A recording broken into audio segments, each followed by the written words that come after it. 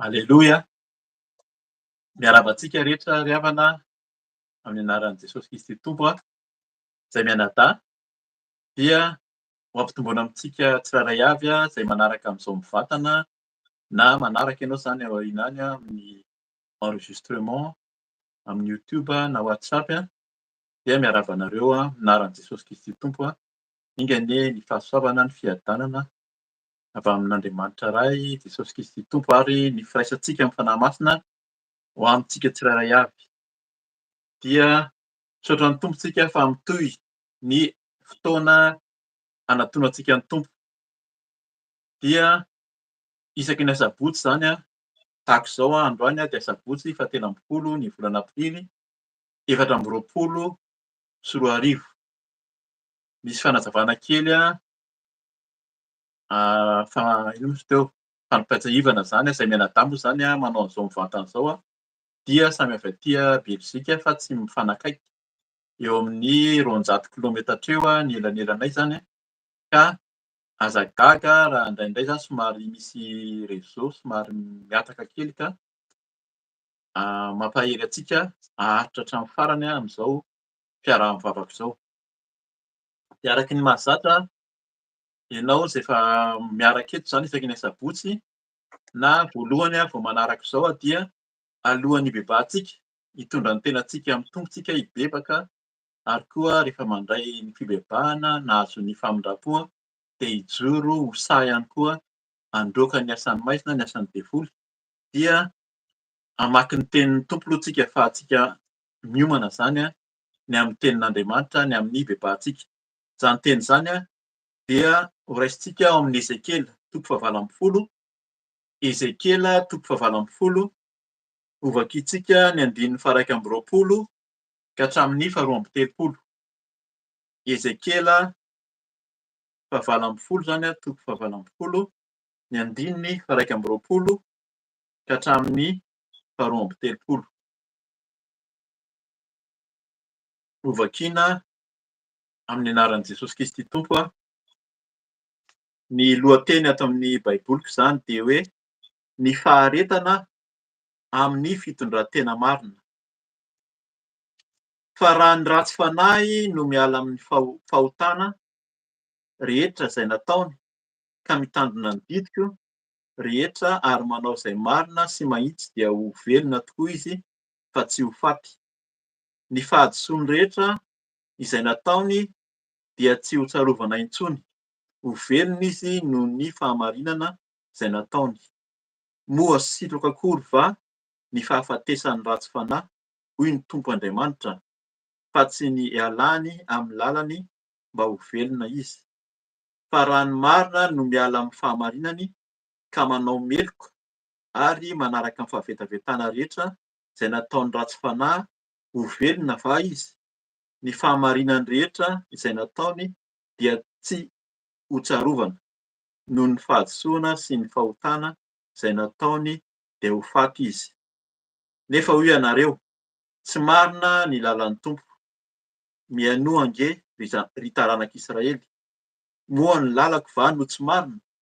Tsy ny lalanareo va no tsy marina?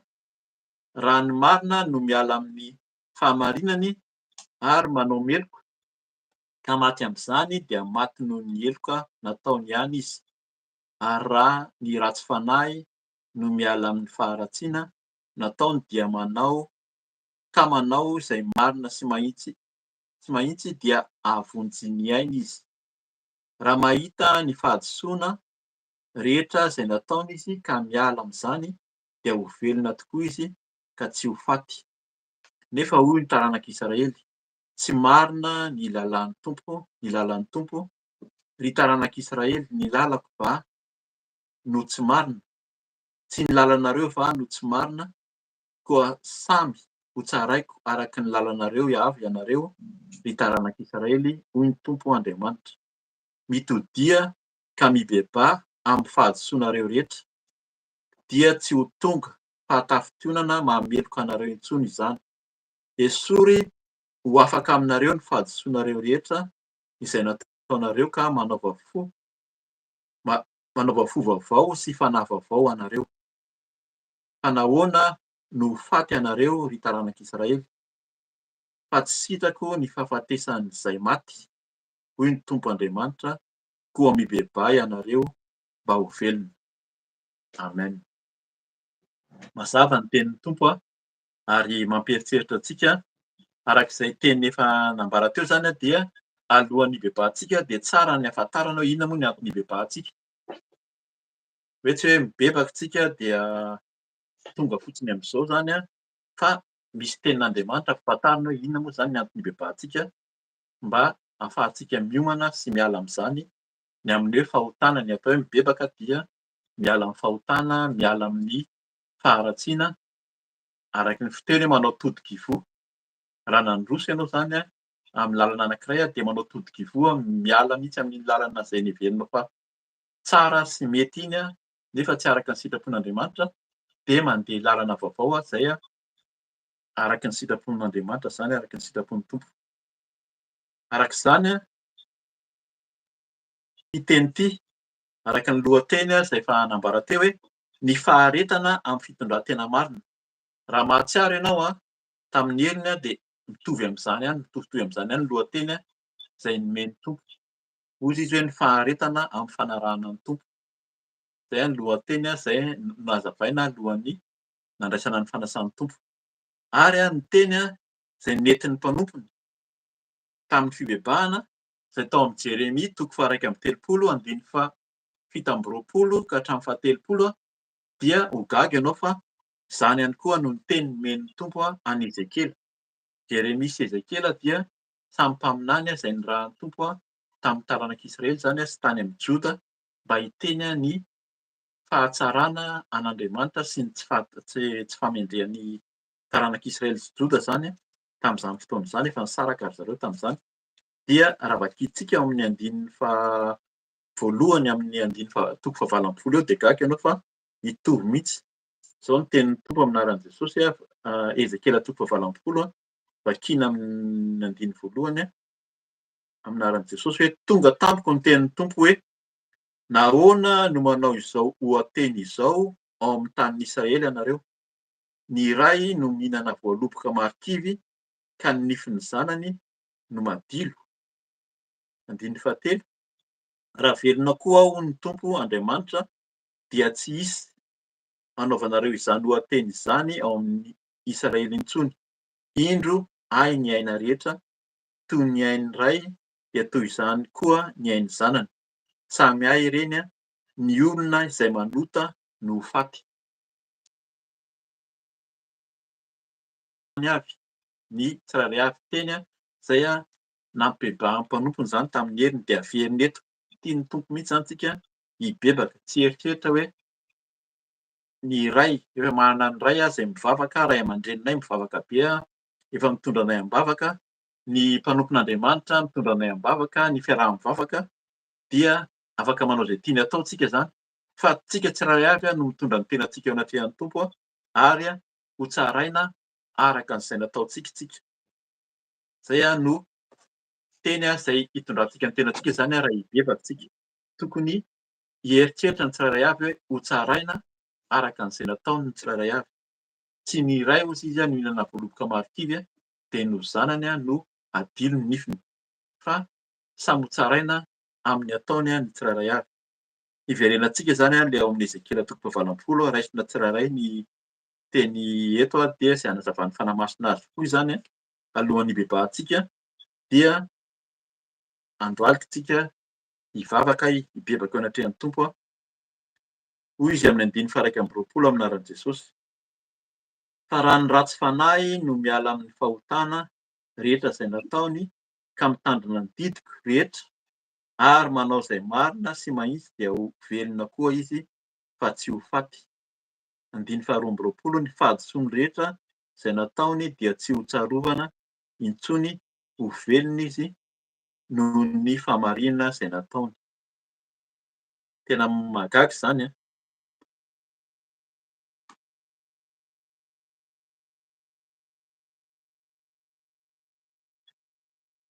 Na dia nanao ratsy dia tena diso teo anatrehan'Andriamanitra ary nanao fahotana rehetra ka vonona ianao hiverina amin'ny Tompo, hiala amin'ny fahotana rehetra dia manala ny izay tsy ratsy rehetra hoy izy tamin'ny fahotana rehetra izay nataony ka mitandrina ny didiko rehetra.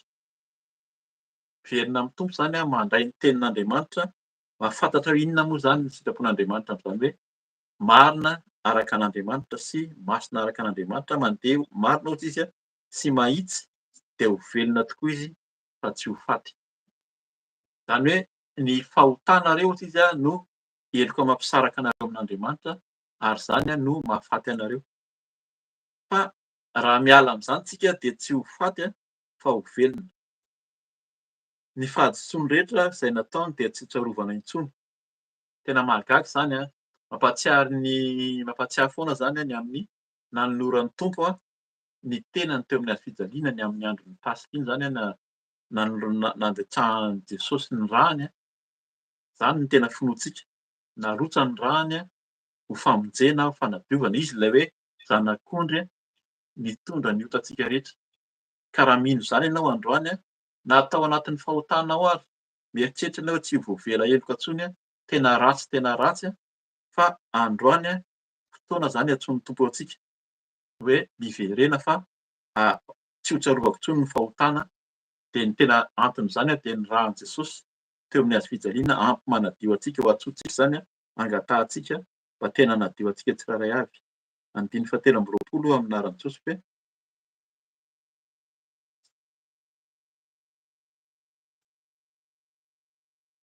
isan'ny ratsy fanahy hoy ny Tompo Andriamanitra fa tsy ny ho velona izy.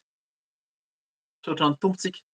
Zay ilay hoe Andriamanitra fitiavana, Andriamanitra dia fitiavana, izy mihitsy ilay fitiavana. Tsy tiany ho very tsika fa mila miverina aminy, mila mahatoky izany mino ilay zanany lahatokana.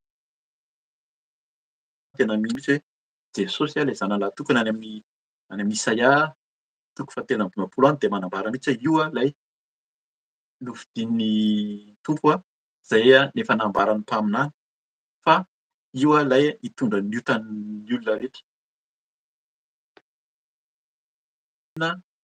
No lampizaliana na horatraina noho ny fahotantsika dia ilay Jesosy zay ilay Mesia. Masia hozy izy ny itenenantsika azy koa. Io ilay Yeshua Masia zay izay mitondra ny otantsika. Dia ho velona tokoa izy raha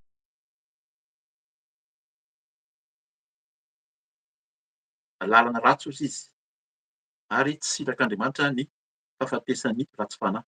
Andiny fahaefatra amby roapolo. Fa raha ny marina no miala amin'ny fahamarinany ka manao meloka ary manaraka ny fahavetavetana rehetra izay nataony ratsy fanahy, ho velona va izy? Ny fahamarinany rehetra izay nataony dia tsy ho tsarovana. Noho ny fahadisoana sy ny fahotana izay nataony dia ho faty izy. Tena mampatahotra izany ary tena mila mitandrina izany tsika. Eto dia teny ho an'ny olona izay efa manaraka ny Tompo mandray. Zanak'Israely eto no tenenan'ny Tompo eto hoe olona nafantatra an'Andriamanitra, nentin'ny Tompo nanehoany voninahiny mihitsy niala tao Ezipta. Tena hoe naneho fahagagana. Betsaka ny zavatra nataon'ny Tompo tamin'ireo fa betsaka ny tsy mihembotra. Rehefa lavitra ny lalana, mafimafy ny lalana tany amin'ny tany efitra dia nihembotra ireo ary nanome tsiny an'Andriamanitra.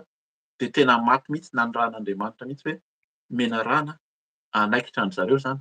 Mila mitandrina izany tsika fa na dia mieritreritra tsika hoe nandeha amin'ny lalana tsara ka mihembotra, izay ilay hoe famonjena. Mandray an'i Jesosy ianao izany nahazo fiainam-baovao natao batisa dia mila mitandrina fa ny famonjena tsy hoe tsy maintsy ho tanteraka mandrakizay fa mila maharitra hatramin'ny farany. Io ilay fanoharana nataon'i Jesosy ny amin'ny firidiana 15 samy nanana ny solika ireo izany, samy nanana ositra fa nafantatra ny Tompo fa rehefa lavitra elaela ny ho avy ny hoe amin'ny fampakarana dia samy natory ihany koa fa mila manana solika fitaiza hozy izy. Mila maharitra izany tsika mitaiza mikarakara ny fanahintsika. Mambarany eto mihitsy izay resaka fanahy izay matetika ny amin'ny fikarakaran'ny vatana vitany maro ihany. Zay izany ilay hoe ohatra hoe manao andao tsika hanao asa fanompoana, andao tsika hitory, andao tsika hanao chorale, hanao asa ao amin'ny fiaraha-mivavaka fa ny tena takian'ny Tompo dia ilay hitahirizantsika ny fanahy masina sy ny fahamasinana, fahamarinana fa ho faty hozy izy noho ny fahadisoany sy ny fahotana izay nataony dia ho faty izy na dia nandeha tsara foana ary hatramin'ny voalohany. Andiny dimy amby roapolo. Nefa hoy ianareo tsy marina ny lalan'ny Tompo, mianoha ange ny taranak'Israely. Moa ny lalako va no tsy marina? Tsy ny lalanareo va no tsy marina? Raha ny marina no miala amin'ny fahamarinany ary manao meloka ka maty amin'izany dia maty noho ny heloka nataony ihany izy. Zay izany tena na dia mieritreritra tsika marina dia mila maharitra hatramin'ny farany. Zay ilay hoe mahafantatra ny tenin'Andriamanitra, manaraka ny dian'i Jesosy. Zay ilay hoe mpianatra Jesosy manaraka ny diany dia tsy mivilivily, tsy mierikerika fa tena maharitra hatramin'ny farany. Izay mahatonga an'izy hoe ny faharetana amin'ny fitondran-tena marina. Sady mitondra tena marina ianao fa mila maharitra hatramin'ny farany fa raha miala tsika, zay ny ibebahantsika zany raha atao amin'ny efa nandeha tamin'ny fahamarinana ianao ka niembotra sy niala tamin'izany fotoana zao ibebahantsika, ifonantsika amin'ny Tompo mba tsy isika zao raha ho avy ny Tompo. Efa akaiky zao ny andro farany efa akaiky izy. Fa raha izao tsika no mbola variana amin'ny fiainana sy ny fahotana dia ho faty hozy izy. Ho faty amin'ny heliny sy ny fahotana ihany izy. Andiny fafito amby roapolo amin'ny anaran'i Jesosy hoe: ary raha ny ratsy fanahy no miala amin'ny faharatsiany nataony ka manao izay marina sy mahitsy, dia avonjiny aina izy. Efa niresahana teo izany fa aina izany no vonjeny eto. Io aina io io no tena zava-dehibe. Io aina io aina ara-panahy aloha voalohany indrindra sy aina ara-batana. Ny fahotan'ny olona dia mitondra fahafatesana ara-batana mihitsy nefa ny fanahin'ilay olona dia efa maty sady ihany koa rehefa ao anatin'ny fahotana. Mila fantatsika zany misy fanahy tsara, misy fanahy ratsy efa hazavaina matetika izay. Ny fanahy ratsy dia fantatsika fa ny devoly izay mitondra antsika ho any amin'ny fahaverezana any amin'ny elo. Io no fahafatesana izay tian'ny Satana. Izy dia niroahana tany an-danitra tany. Tiany ianao zany hanaraka azy amin'izay fahotana izay, faharatsiana izay. Fa ny fanahy tsara izay aina omen'ny Tompo, izay no tena tiany ho tazomintsika hahazo ilay aina hozy izy. Io ilay aina izay ambarany any Apokalipsy hoe ilay zanak'ondry zany io ilay tompon'ny vavahadinaina sy ny ranomaina izay nomaniny ho antsika. Andiny fahavalo amby roapolo amin'ny anaran'i Jesosy hoe: raha mahita ny fahadisoana rehetra izay nataony izy ka miala amin'izany, dia ho velona tokoa izy fa tsy ho faty. Hitantsika eto fa resaka fahavelomana sy fahafatesana foana no resahana. Tena misy ny fahafatesana ara-panahy ry havana.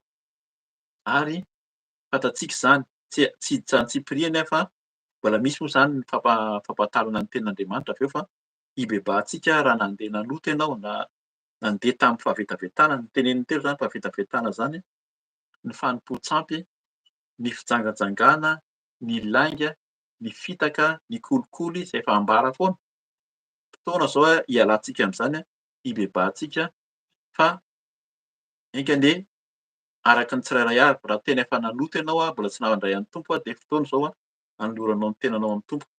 Raha nandeha tamin'ny fahamarinana ianao ka niala tamin'izany, iverena amin'ny Tompo fa tsisy sitrana hozy izy ny havery ny ratsy fanahy. Andiny fahasivy amby roapolo amin'ny anaran'i Jesosy hoe: nefa hoy ny zanak'Israely, tsy marina ny lalan'ny Tompo. Ry taranak'Israely, ny lalako va no tsy marina? Sy ny lalanareo va no tsy marina? Izay ny olombelona. Rehefa mitsara ny Tompo arak'ilay teny teo, tsaraina araky ny zavatra nataony ny olona araky ny asany. Tsy le ray na reny na le olona izay nihinana zavatra marikivy no adilo nify hozy izy fa ny tsirairay avy dia ho tsaraina araka ny asany. Ka ny tenin'ny olona tsy marina izany ataon'Andriamanitra izany, izay mba efa niezaka ihany hatramin'izay mba nanompo an'ny Tompo ihany, nefa amin'ny andro farany miembotra ilay olona dia ho faty izy noho ny heliny. Dia raha olona androany ianao izany amin'ny mahalehibe anao izao, eo izany mila resahana hoe fotoana raha mibebaka ianao manolotra ny tenanao hamandray an'i Jesosy ho Tompo sy mpamonjy dia atao batisa. Tsy ny zaza no atao batisa fa atao batisa ianao dia tena hamonjy anao ny Tompo, hamela ny heloka ao, tsy ho faty hozy izy fa tena ho velona tokoa. Andiny fahatelopolo amin'ny anaran'i Jesosy: koa samy ho tsaraiko araka ny lalanareo avy ianareo, ry taranak'Israely, hoy ny Tompo Andriamanitra. Izay ho tsaraintsika araka ny lalantsika ka mitandrema fa tsy ny lalan'ny hafa ny hitsarana antsika. Na na tsika matetika miteny hoe ianona no nitarika ahy, ianona no tsy niteny. Izay mahatonga ny tenin'Andriamanitra mahitsihitsy efa ambara eto izany amin'ny hoe famasinana sy fahamarinana, satria raha tsy ambara amintsika, raha tsy niteny izany izahay amin'izao fiaraha-mivavaka izao dia ho tsaraina koa izay. Misy tenin'ny Tompo izany raha tsy miteny ianao, ary raha tsy manaraka ny Tompo ianao izany dia ho tsaraina koa ianao fa tsy aminay intsony hozy izy, aminay izay tsirairay avy, tsy amintsika tsirairay avy intsony ny hitsarana ny hafa fa samy tsaraina amin'izay ataony ny tsirairay avy. Veriko ny andiny fahatelopolo koa samy ho tsaraiko araky ny lalanareo avy ianareo taranaka Israely hoy ny Tompo Andriamanitra. Dinona no teneniny hoe mitodia ka mibebà amin'ny fahadisoanareo rehetra dia tsy ho tonga fahatafitianana mahameloka anareo intsony izany. Fotoana izany izao hibebantsika, andehantsika rehefa avy eo handoalika, hibebaka hifono amin'ny Tompo dia hiala amin'izany ratsy fanao izany sy ny tsy vahatanterahana rehetra. Dinona no teneniny hoe fa nahoana azafady andiny faha raika amby telopolo aminaran'i Jesosy hoe esory ho afaka aminareo ny fahadisoana rehetra izay nataonareo ka manaova fo vaovao sy fanahy vaovao ho anareo. Zay ilay niresahantsika teo aloha teo mila manana fo vaovao zany tsika. Ny fahatezerana, ny alahelo, ny olo-po dia esorina, de fanahy vaovao le fanahy ratsy araka ny resahana teo izay nitondra antsika tany amin'ny ratsy esorina. Nareo no manao an'izany hoy izy ka manaova fo vaovao sy fanahy vaovao anareo. Matetika ny olona zany miandry foana hoe ny Tompo mahay manova anahy koa, izy manambara, hainy ny manova antsika fa rehefa maheno ny tenintsika dia ny fanapahan-kevitra dia avy amintsika tsirairay avy tsika nahazo ny teny ka anjarantsika zany ho tsaraina amin'izay asantsika fa tsy miandry ny hafa tsika fa tsika anjarantsika zany mangataka ny Tompo fo vaovao sy fanahy vaovao araka ny teny hoe manaova fo vaovao sy fanahy vaovao ho anareo. Fa nahoana no faty anareo ny taranak'Israely. Zay zany ho tonga ny fahafatesana ho avy ny Tompo misafidy tsika ho any amin'ny elo ve sa hiaraka amin'ny Tompo eo amin'ny fanjakan'Andriamanitra zany any an-danitra. Andiny faharoa amby telopolo. Fa tsy sitrako ny fahafatesan'ny maty. Mahagaga izany hoe tsy sitrako ny fahafatesan'ny maty. Ny maty dia mbola hoe tsy sitrany ihany ny fahafatesany. Dikany hoe maty izany efa maty nefa hay zany Andriamanitra mahay mamelona, manangana ny maty. Io ilay niresahantsika teo, Jesosy dia natsangan'Andriamanitra tamin'ny fahafatesana mihitsy. Tamin'ny andro fahatelo zany, tamin'ny andron'ny Pasika, zay ny finoantsika. Raha tsy nitsangana tamin'ny maty Jesosy hoy sisy Paoly dia foana ny finoantsika. Fa na maty ary ianao hatramin'izay mbola tsy nandray an'ny Tompo mieritreritra mihitsy hoe tena ratsy mpanota faran'izay, ratsy indrindra. Dia hoy ny Tompo hoe tsy sitrako ny fahafatesan'izay maty, hoy ny Tompo Andriamanitra, koa mibebà ianareo mba ho velona. Andeha hanantona amin'ny Tompo tsika hibebaka satria te ho velona tsika araka ny hira teo amin'ny hanamboarantsika teo, ny foko ry mpamonjy mangetaeta anao. Tena androany dia aoka tsika hangetaeta ny Tompo ny fontsika ka rehefa mibebaka sy miala tamin'ny fahotana-tsisy tsika mino fa nodiovin'i Jesosy tamin'ny rany dia hiary hitsangantsika ao anatin'ny aorianan'izay handroaka koa ny asan'ny maizina, mila mijoro amin'izay mahasaha mandroaka an'ilay fanahy ratsy zany, ilay fanahy maloto dia horoahana io fa ny devoly dia tsy kely lalana fa mierina ho tsisy takan'ny liona eo am-baravaran'ny fontsika. Fa rehefa mandray fo vaovao, manana fo vaovao tsika sy fanahy vaovao dia sahy mijoro hatramin'ny farany. Zay zany no tenin'ny Tompo izay alohan'ny hibebantsika andehantsika handoalika, hibebaka sy hifono amin'ny Tompo. Mivavaka tsika.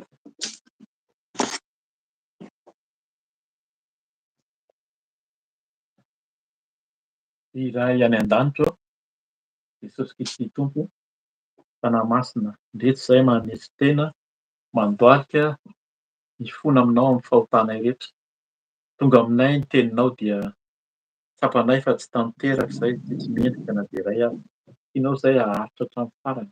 Izahay dia mieritreritra, izahay dia mora variana amin'izao fiainana izao Tompo. Betsaka ny zavatra maro hitan'ny masonay, henon'ny sofinay Tompo dia mampiherikerika ny fonay. Feno alahelo, feno fahatezerana, feno fitsaratsarana koa izay. Fa androany ianao dia miteny aminay fa esorinao ny fo vatonay dia soloinao fo nofo. Esorinao ny fanahy ratsy rehetra ka dia menao fanahy vaovao izay Tompo. Ka dia entinay aminao ny fonay, ny fanahinay, ny tenanay manontolo. Nanao ny ratsy teo anatrehanao Jesosy dia ankehitriny miala amin'ny fahotana rehetra, amin'izay tsy famendrena rehetra. N'inon'inona nalehan'ny tongotray nandeha tamin'ny lalana ratsy, nandeha tamin'ny zavatra tsy araka ny sitraponao de fonana aminao zany, mibebaka aminao ny amin'ny tongotray, ny amin'ny ataonay, nalehanay rehetra. Androany Tompo, avereno zahay ho aminao.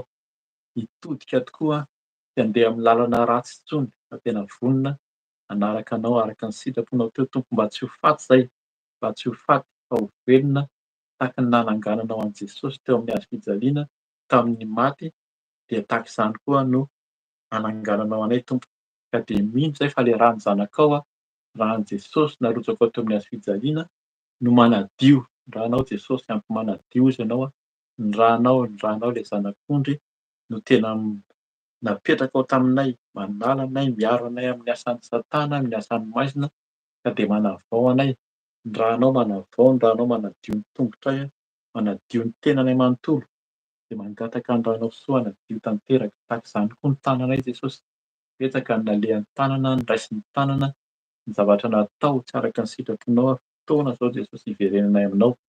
Eny na de tsy tanteraka tokoa ary zay dia mino fa esolonao zany androany, ka de esolonao zay tsy avy aminao rehetra, fahazarana rehetra. Ny tanana mitsotra hozy ianao zatra mitsotra dia hainao manaly izany Tompo ka dia tanana vaovao, tanana madio zany no omenao anay Tompo, ka de misaotra satria ny ranao no tena ampy manadio. Ny ranao manadio ny ranao manavao tahaka ny efa noteneninay teo fa manavao koa ny sofonay amin'ny zavatra helinay rehetra, mitondra fisainana ratsy, ny zavatra hitan'ny masonay, mitondra heritreritra maloto, de tsy araka ny sitraponao de fonana aminao Tompo, diovy tanteraka androany. Raha androany zahay Jesosy nizaniza androany androany nandray anao, vao naheno anao ka hatramin'izay dia miainoa ianao nizaniza mpanomponao am'zao fotoana izao, na am'zao mivantana izao na amin'ny fotoana izay noiny amin'ny manaraka ka vonona hiala amin'ny fahotana, vonona hiala amin'ny fahadalàna rehetra, de handray ianao hamindrafo mangataka ny ranao Jesosy. Ny ranao ampy manadio, ny ranao manavao ny fijery, manavao ny sofina, manavao ny tongotra, manavao ny tanana, ny tenanay manontolo, manavao koa na ny molotray na ny lelanay na ny vavanay zay miteniteny foana, tsy finoana fa nahiny am'zao fiainana izao, ny fanaratsiana, ny fanenjehana hifonana aminao zany mangataka ny ranao hanadio tanteraka ka de avao zahay Tompo vafakeloko ary sasao afa-pahotana. Matoky aho Jesosy fa ianao manadio, matoky aho fa ianao tsy mijery anay araky ny fahotanay tokoa, tsy sitraka ao ny hafatesanay araka ny teninao teo fa ny mba ho velona, velona zahay Jesosy, ho velona zahay miaraka aminao de misaotra indrindra. Zany no inoanay le ranao, le teneninao ny ranao no tena fisotro, ny ranao no tena fisotro, ka de ny ranao Tompo no sotroina, misotro ny ranao Jesosy andoa zay tsy anao rehetra. Sotro ny ranao Jesosy mba andoa zay tsy anao rehetra ao anatin'ny tenako ny fisainana ratsy ny eritreritra maloto ny fahazaran-dratsy ny fomba ratsy rehetra, toroako amin'ny ran'i Jesosy inona koa endrika na aretina na fahalemena, tsy fahatanterahana, tsy finoana de esorina sy dorana amin'ny ranao Jesosy. De misaotra indrindra amin'ny ranao satria ny ranao no manadio anay, manavao anay ka dia faly zahay Tompo, faly sady zahay, faly zahay fa tsy mijery anay araky ny fahotanay tokoa ianao, fa mamindra fo mandrakariva ianao tia anay tokoa, tia anay ianao nefa tsy tianao zahay hiaina amin'ny fahalotoana, tsy tianao zahay hiala amin'ny faharatsiana fa ho tsaraina amin'izany zahay Tompo, ho tsaraina ary ho faty noho ny fahotanay fa tianao zahay handeha amin'ny fahamasinanao, amin'ny fahamarinanao ka dia raiso zahay Jesosy, raiso ny fiainanay, raiso zahay tsirairay avy ka de misaotra amin'ny ranao manadio, misaotra ny ranao manavao misaotra ny mikarakara anay isan'andro ka zany no asahinay, misahy zahay Jesosy hitsangana, hijoro indray handroaka ny asan'ny maisina, handroaka ny asan'ny devoly, ny devoly zay mitondra fampierikerena, devoly mitondra ny fahalemena de hitsangana zahay handroaka ny asan'ny maisina amin'ny anaran'i Jesosy Kristy amin'ny anaran'i Jesosy Kristy avy any Nazareta nandroan'ny asan'ny maisina, ny asan'ny devoly rehetra, inona fiasan'ny Satana ny devoly kitiana amin'ny anaran'i Jesosy Kristy ho any amin'ny farihy rehetra afo. Hivoaka nareo Satana, miala ny devoly sy ny Satana, tsy hanakedy, tsy hanapahefana amin'ny fo maloto, amin'ny fo sain-dratsy, ny eritreritra maloto, ny tahotra, ny fanahina amin'izao fiainana izao ny fahazaran-dratsy rehetra, ny fahavetavetana, ny fijangajangana, ny filanon'ofitra araka ny sitrapon'Andriamanitra, ny lainga, ny fitaka. De tena amin'ny anaran'i Jesosy Kristy io any ampariany rehetra afo tena ketsa na fahefana amin'ny tenako amin'ny fiainako amin'izao mpanompo ny tsirairay avy zao zay manolo tena androany n'iza n'iza manolo tena ho anao Tompo de efa resy teo amin'ny hazofijaliana ny asan'ny Satana. Ianao nandresy ny asan'ny maizina, ny asan'ny devily rehetra ka de teny izany androany amin'ny anaran'i Jesosy Kristy. Torana amin'ny ran'i Jesosy ny asan'ny maizina rehetra, tena ketsa napahefana, devoly ny fanenjehana ihany koa, devoly ny fanaratsiana amin'izao fiarahabavaka zao, devoly ny tsy fitiavana, ny fankalana, de teny amin'ny anaran'i Jesosy Kristy io any ampariany rehetra afo. Devoly ny fampisarahana, devoly ny mpamitaka rehetra, miendrika famitahana ataon'ny Satana, potehana sy didina amin'ny anaran'i Jesosy. Tena ketsa napahefana amin'ny tenanay, amin'ny ankonako, amin'ny fianakaviako koa ny asan'ny devoly Satana, tena ketsa napahefana iny fikasan'ny Satana, ny loza sy ny fahafatesana. Ny fahafatesana zay notonona teo de tsy hanjaka amin'ny ankonako, tsy hanjaka amin'ny tenako, tsy hanjaka amin'izao fiarahabavaka zao fa didina amin'ny anaran'i Jesosy Kristy.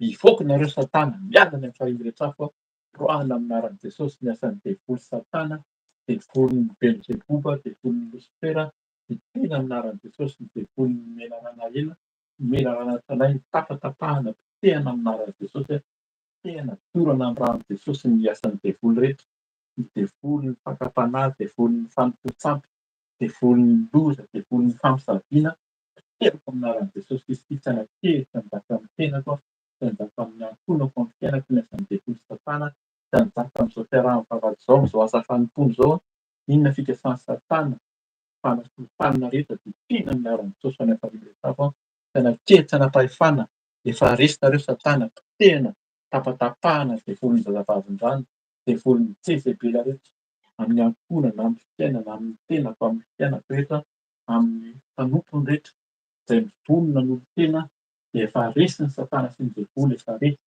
Any ampariany rehetra afo ny sazan'ny Satana sy ny devoly fa ny ran'i Jesosy no andrakotra, ny ran'i Jesosy hanadio, angatao ny ran'i Jesosy, afafazo amin'ny tenanao, afafazo amin'ny tokantranonao ny ran'i Jesosy, afaky ny ran'i Jesosy, ran'i Jesosy afaky, ran'i Jesosy Kristy, ny ran'i Jesosy afafiko amin'ny tenako, amin'ny ankonako, amin'ny tokantranoko, amin'ny fiainako rehetra, amin'ny fananana rehetra, amin'izao fiarahabavaka zao, ny ran'i Jesosy afaky, ny ran'i Jesosy afaky, ny ran'i Jesosy, ran'i Jesosy andrakotra, ny ran'i Jesosy momba, ran'i Jesosy Kristy, ny ranao Jesosy mitahiry, ny ranao miaro amin'ny loza, ny ranao miaro amin'ny asan'ny maizina, ny asan'ny Satana, inona fikasan'ny Satana rehetra, ny fahafatesana, efa resy, tena ketsa napahefana amin'ny fiainanay, amin'ny fanarahananao, fandroanao handrakotra anay, fanahinao masina Tompo.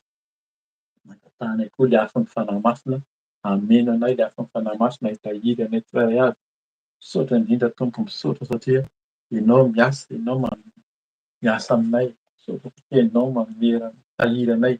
Fanahinao masina koa no angatahanay, mangatao ny fanahy masina amin'izao fotoana izao efa nanolo tena tamin'ny Tompo ianao efa nandray an'ny Tompo, Tompo sy mpamonjy de angatao koa ny fanahy masina ho aminao, ho amintsika tsirairay avy. Miantso anao zay fanahy masina, mangataka anao afaka mipenina mandoa isika tsirairay avy, mangataka ny fanahy masina midina ianao fanahy masina midina, misaotra indrindra satria ianao no miasa, ianao le fanahy masina manolot-tsaina, manome fahendrena, le fanahy mpanazava, manazava ny fiainanay, manala anay amin'ny maizina, nanala anay tamin'ny fahotana ka dia mitondra anay amin'ny fahazavana, manolot-tsaina noho ny teninao, le teninao koa mampafantatra anay ny marina, le teninao fanahy masina, le fanahy masina mpisolo vava, mampianatra anay ny marina, mampianatra anay ny fahamasinana ka dia misaotra indrindra, misaotra fanahy masina, misaotra anao izay mangataka anao izay fenoy anao tanteraka izay tsirairay avy. Tendreo ny sainay, tendreo ny vavanay, tendreo ny tenanay manontolo, fenoy anao izay Tompo, fenoy anao izay fanahy masina, tongava fanahy masina, manjakà aminay tsirairay avy. N'aiza n'aiza nisy ny mpanomponao, vonona mitady anao dia fenonao, feno fanahy masina, feno fanahy masina, ilay fanahy masina, ny afon'ny fanahy masina, hameno ny tsirairay avy, ny afon'ny fanahy masina, hanadio, handoa izay tsy anao rehetra. Misaotra indrindra fanahy masina, miasa aminay, misaotra fa ianao indray mbola hiteny aminay koa, mampafantatra anay ny sitraponay, sitraponao Tompo, Ampahafantatra anay ny marina, mitary-dalana, hanolontsaina, misaotra satria ianao rehefa tia tena tianao hatramin'ny farany tokoa. Tsy mijery anay tokoa araka ny fahotanay fa mamindra fo mandrakariva ka dia sambatra tokoa izay araka ny dininao fa sambatra izay raha tsisy anay heloka raha voasarona ny fahotanay rehetra dia misambatra izahay tompoko. Faly izahay manana anao, faly izahay manana anao Tompo, faly izahay manana anao Fanahy Masina. Misaotra mikarakara, misaotra mandamina anay. Miasa anao rehetra, misaotra satria ianao Tompo miasa, ianao no tompon'ny fotoana. Amasiny mandrakariva izay Tompo, fiainoana ianao mandrakariva. Misaotra miasa, misaotra mamaly vavaka ihany koa, misaotra mamindra fo. Voninahitra ho anao irery ihany, mankalaza anao izay Tompo, mankalaza anao izay satria tsy miova ianao, tsy miova ianao hatramin'ny taloha indrindra. Ankehitriny ary mandrakizay miasa ianao, tsisy mahasaka anao. Ianao no miteny dia ary izao rehetra izao ka dia misaotra satria mbola hiteny koa ianao aminay hatramin'izao koa mandrakizay. Misaotra Tompo, misaotra Jesosy. Amin'ny anaranao no nanaovana izany vavaka izany. Misaotra Tompo. Aleloia, aleloia. Misaotra ny Tompo isika, misaotra Fanahy Masina. Aleloia. Amen.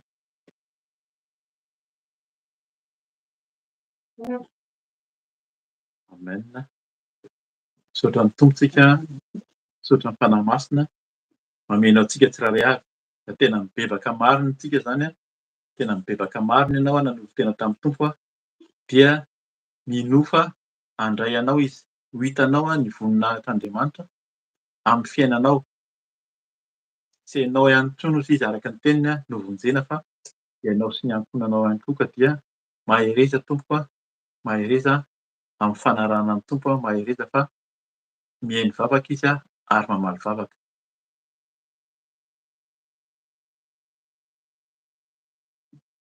Ho ampitaiko amin'ny mpanompony amin'ny maha Felisia zany ny toean'ny fotoana amin'ny izarantsika ny tenin'Andriamanitra sy mbola hanao ny fiantsoana.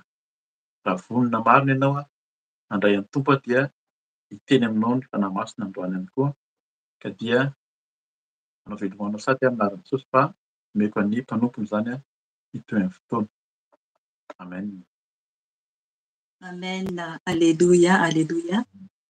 Mbola faly miara-banareo aho amin'ny anaran'i Jesosy Tompo dia isaorantsika lehibe ny mpanompon'Andriamanitra Evangelista Erika nitondrany amin'ny fampibebahana. Tena mampieritreritra tokoa ny tenin'Andriamanitra izay azony teo ary tena mampatahotra satria tena Andriamanitra na tiantsika raha izy dia tsy maintsy maty isika ao anatin'ny ota, maty isika raha ohatra tsy miverina aminy. Raha ny teny izy teo momba ny amin'ilay dimy endry sy dimy adala dia tena tokony tokoa isika tena hitazona tsara ny solokantsika. Tokony ho feno solika foana isika satria Andriamanitra hamaly ny tsirairay avy ary tena ho faty ny fanahy, ho faty ny nofo raha ohatra ka tsy manaraka mankatoa ny Tompo isika. Misaotra ny Tompo lehibe ny amin'ny teny noentin'ny mpanompo teo fa tena nampahery ny amin'ny fampibebahana. Amen. Ry havana tonga amin'ny tenin'Andriamanitra isika izao. Rehefa avy nibebaka isika tsirairay avy dia mangataka hery amin'ny Tompo amezany teny ho antsika, teny fampaherezana ho antsika, izay teny nomeny Fanahy Masina ho antsika anio izany. Dia alohan'izany hiara hivavaka aloha isika Tompo, alohan'ny andraisantsika ny teny izay nomeny Tompo. Hiasan'ny Fanahy Masina amiko satria fitaovana kely sy bitika fotsiny ihany aho, fa izy no tompony asa. Ka manasa anao aho hiara hivavaka amiko amin'ny anaran'i Jesosy Tompo. Jesosy Tompo, misaotra anao ny amin'ny fotoana rehetra izay vita teo Jesosy, ny amin'ny fampibebahanao anay. Misaotra Jesosy satria eto ianao, eo anaty anay tsirairay avy ianao Jesosy, n'aiza n'aiza misy anay zanakao Jesosy. Ka mangataka aminao aho Tompo amin'izao ora sy fotoana izao. Oka ianao Fanahy Masina no hiteny amin'ny alalako, ka ny nofoko dia hietry ambany dia ambany, ka mitenena Fanahy Masina mba azahoanay hery izay tsirairay avy, na izao izay ampiasainao, na ny olonao tsirairay avy eran-tany Fanahy Masina tafio ny herin'ny faherezanao izahay. Eny, mihay mafy izao fiainana ienanay izao, ary mihay ratsy hatrany mihay ratsy hatrany fanahy masina ka mangataka aminao aho, mangataka aminao aoka ianao hiasa aminay tsiraray avy, ampifoa anay ary indrindra indrindra ampiambina anay mba tsy ho very ety izahay. Misaotra fanahy masina mitenena araka ny fombanao, araka ny fampianaranao, araka ny fananaranao, araka ny izay tianao atao fanahy masina fa mihaino anao izahay mpanomponao tsiraray avy, izay zanakao tsiraray avy eran-tany. Aleloia. Amen. Amen. Ny teny izany izay nomeny fanahy masina ho antsika anio dia ao amin'ny bokin'ny Marka 5 manomboka amin'ny 1:1. Io teny io tamin'izahako hiditra hivavaka en direct tamin'ny alakamisy dia io zany no jereko aloha zany, dia kanjo no efa anomboka mihitsy ny fotoana. Asa raha ohatra mety tsapanao angambany raha ohatra nanaraka ianao, anomboka mihitsy ny fotoana dia nanokatra baiboly aho, dia novain'ny fanahy masina izany ny fotoana tamin'io. Dia ito teny ito zany anio no tsapako hoe tiany ho ambarany.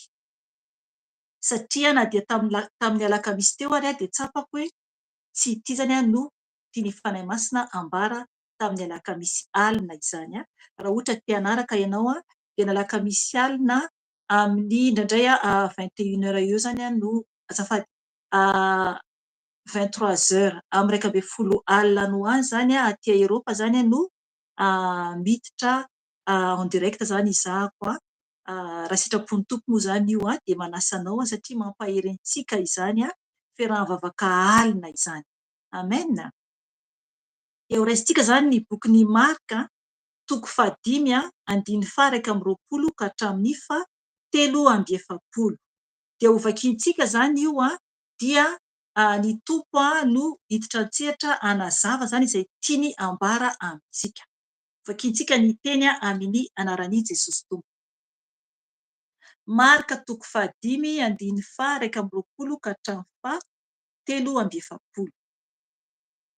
Ary rehefa nita atsambo kely indray Jesosy ka tonga teny ampita dia nisy vahoaka betsaka tafangona teo aminy, ary teo amoron-dranomasina izy. Dia avy ny mpanapaka ny sinagoga iray, Jairo no anarany. Rehefa nahitany Jesosy izy dia niankohaka teo atongony ka niangavy fatratra taminy hoe, marary efa ho faty ny zanako vavy kely, andeha are apetrao aminy ny tananao mba ho sitrana izy ka ho velona. Dia nandeha niaraka taminy Jesosy, ary nisy vahoaka betsaka nanaraka azy ka nifanizina taminy. Ary nisy vehivavy iray izay efa narary nandeha rà nandritra ny 12 taona, sady efa niaritra zavatra be tamin'ny mpitsabo maro ka nandany ny fananany rehetra, nefa tsy nety sitrana fa vao maika ny hanarary kokoa aza. Rehefa nahare ny amin'i Jesosy izy dia nakao aorinany namakivaky ny vahoaka ary veloko kely 17:20. Rehefa nahare ny amin'i Jesosy izy dia nakao aorinany namakivaky ny vahoaka ary nikasika ny akanjony. Fa hoy izy, na dia ny fitafiany ihany aza no voakasika dia ho sitrana ao. Ary niaraka tamin'izay dia ritra ny loharanony aretiny ka tsaroany tao amin'ny tenany fasitrana izy. Ary teo noho eo dia fantatry Jesosy fa nisy hery niala taminy, ka niodina teo afovoan'ny vahoaka izy sady niteny hoe, iza izany nikasika ny akanjoko izany? Fa hoy ny mpianany taminy, hitanao izao vahoaka mifanositosika aminao izao, koa hoy ianao hoe iza no nikasika ahy? Ary nijery manodidina izy ahitany ilainanao izany. Dia raiky tahotra sady tora-kovitra ravehivavy, satria fantany izay nitranga taminy, koa nakeo aminy izy sady niankohaka teo anatreny ary nanambara taminy ny marina rehetra. Ary hoy izy taminy, anaka, ny finoanao no nahasitrana anao, mandehana amin'ny fiadanana ary sitrana amin'ny aretinao. Raha mbola niteny Jesosy dia nisy olona tonga avy tany amin'ilay mpanapaka ny sinagoga ka nilaza hoe, efa maty ny zanakao vavy, koa nahoana ianao no mbola manahirana ny mpampianatra ihany? Tsy nahoan'i Jesosy anefa izany teny nataony izany. Fa hoy izy tamin'ilay mpanapaka ny sinagoga, aza matahotra, minoa fotsiny ihany. Ary tsy nisy olona navelany anaraka azy afa-tsy Petera sy Jakoba ary Jaona rahalahin'i Jakoba. Dia tonga tao an-tranon'ilay mpanapaka ny sinagoga izy ireo ka hitan'i Jesosy ny fikotahany olona izay nitomany sy ninaonaona be ihany. Rehefa niditra izy dia niteny taminy hoe, nahoana ianareo no mikorotana sy mitomany? Tsy maty razazavavy fa matory. Dia niome azy fatratra ny olona, fa nandroaka azy rehetra izy, dia nitondra ny ray aman-dreny zaza mba amin'izay olona teo aminy ka niditra tao amin'izay nisy ny zaza. Dia nandray ny tanan'ilay zaza izy ka niteny taminy hoe, talita kumi, izany hoe raha dika, ry zazavavy, hoy aho aminao mitsangana. Dia nitsangana niaraka tamin'izay razazavavy ka afaka nandeha, fa efa 12 taona izy. Dia talanjona indrindra ny olona ary Jesosy nandrara azy mafy mba tsy ho fantatr'olona izany, ary nasainy nomena anina razazavavy. Amen. Aleloia, tsara be ny tenin'Andriamanitra. Ry havana ny tantara eto dia manambara ny fahagagana nataon'i Jesosy.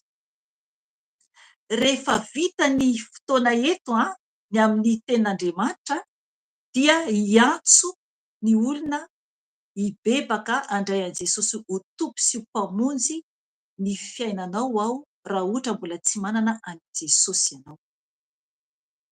Hiantso anao zany Jesosy, za fitaovana fotsiny ihany, izay menadà fitaovana fotsiny ihany, fa hiantso anao zany ny tompo raha vonona ianao hanolotra ny tenanao ho an'i Jesosy.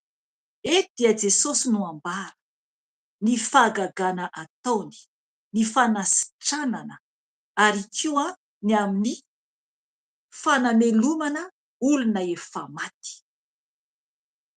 Ry havana, Jesosy izy no Andriamanitra, izy ilay lehibe indrindra.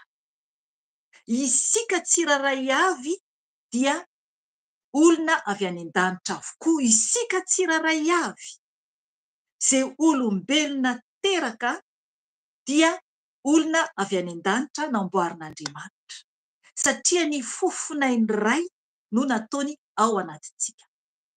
Dia ny tian'Andriamanitra dia ny hodiantsika any an-danitra indray andro rehefa miala ity isika. Miantso antsika zany i Jesosy mba hiomana antsika, mba hahafahantsika hody rehefa tonga ny fotoana hody any an-trano. Aleloia, tsara be zany, hody any an-trano. Ry havana, avy any no ny haviantsika, ary tokony ho any no hodiantsika. Eto i Jesosy izy ilay zanak'Andriamanitra, izy ilay tany an-danitra, naka endrika olombelona ety ambony tany, nampisehoany antsika ny lalana tokony ho alehantsika. Izy izany no modely, izy dia mampafantatra antsika ny zavatra tokony ataontsika izany. Izany hoe izy efa nanome fahefana antsika rehefa ao aminy isika, mba androahantsika izany ny devoly, ary koa hanasitranantsika olona izany. Izy no miasa, ny fanainy no miasa izany, ny fanain'Andriamanitra. Ho hitantsika eo rehefa eo ambanimbany eo. Raha ohatra ianao ka mbola tsy ao amin'i Jesosy, raha ohatra ianao mbola tsy nandray an' Jesosy ho tompo sy mpamonjy ny fiainanao ary mbola tsy vita batisa tamin'ny ranobe, dia ho tsapanao fa tsy mbola afaka ianao anao an'izao asan'Andriamanitra ambaran' Jesosy izao.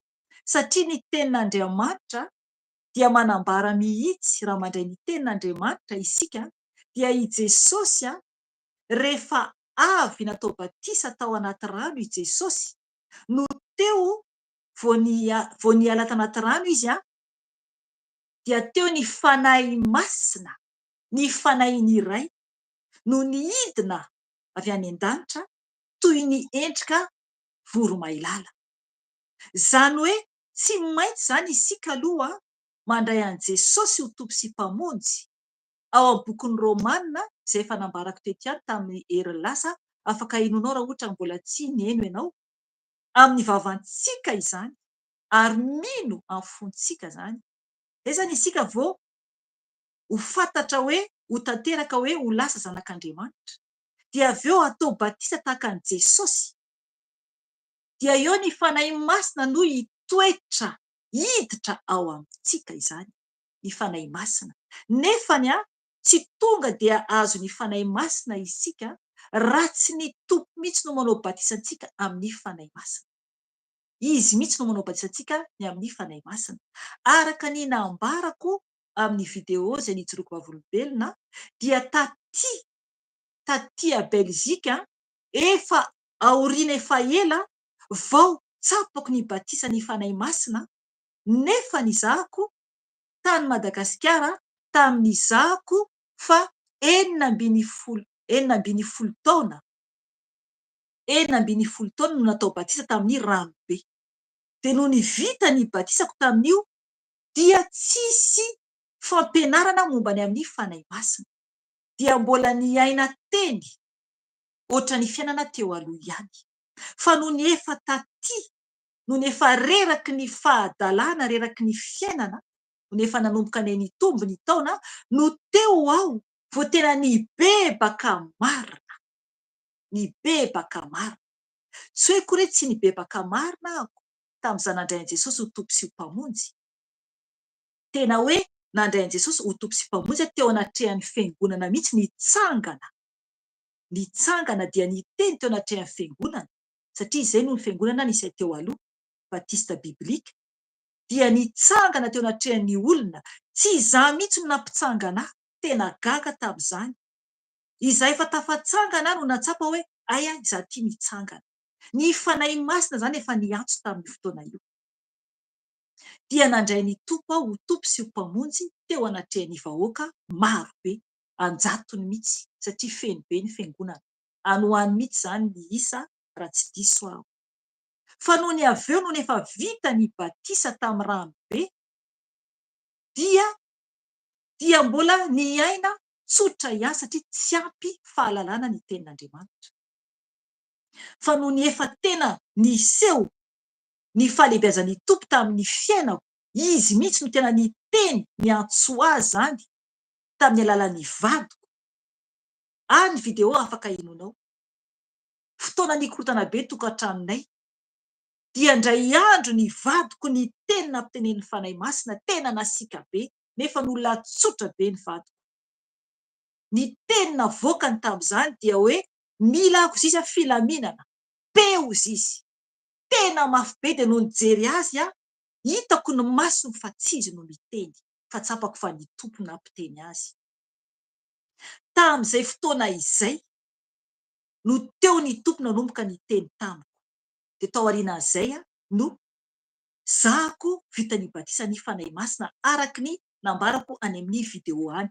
Tena rehefa vita ny batisa fanahy masina isika dia henontsika mihitsy ohatra ny rano mamay tanteraka, fa tsy may isika, mirotsaka amin'ny vatantsika manomboka amin'ny loka hatramin'ny falady tompoko. Zay le batisa fanahy masina. Henontsika mihitsy ohatra ny nampandrona tamin'ny rano mamay ny vatantsika, manomboka amin'ny loka hatramin'ny falady tompoko. Zay no atao hoe batisa ny fanahy masina. Nararaky ny tompo avy any ambony mihitsy. Tena hentsika zao mihitsy miditra avy eo amin'ny lohantsika sy ny vatantsika. Tena hoe ohatran'ny cercle mihitsy ohatran'ny boribory mihitsy zany manodidina antsika. Tena mafana be ohatran'ny rano nararaka tamin'ny loha ka hatramin'ny faladia ary tsemboka be isika amin'izay. Zay ny atao hoe batisan'ny fanahy masina. Zay tompony batisan'ny fanahy masina. Raha mbola tsy natsapany izany ianao dia mbola tsy vitan'ny batisan'ny fanahy masina zany ianao. Tena kotsa mihitsy manomboka amin'ny loha ka hatramin'ny tongotra. Tamin'izany andro izany tamin'ny tompony nanao batisay amin'ny fanahy masina dia andro hivera, andro mangatsiaka be, tany amin'ny gara ny verivery tamin'izany etỳ amin'ny toerana misy anay.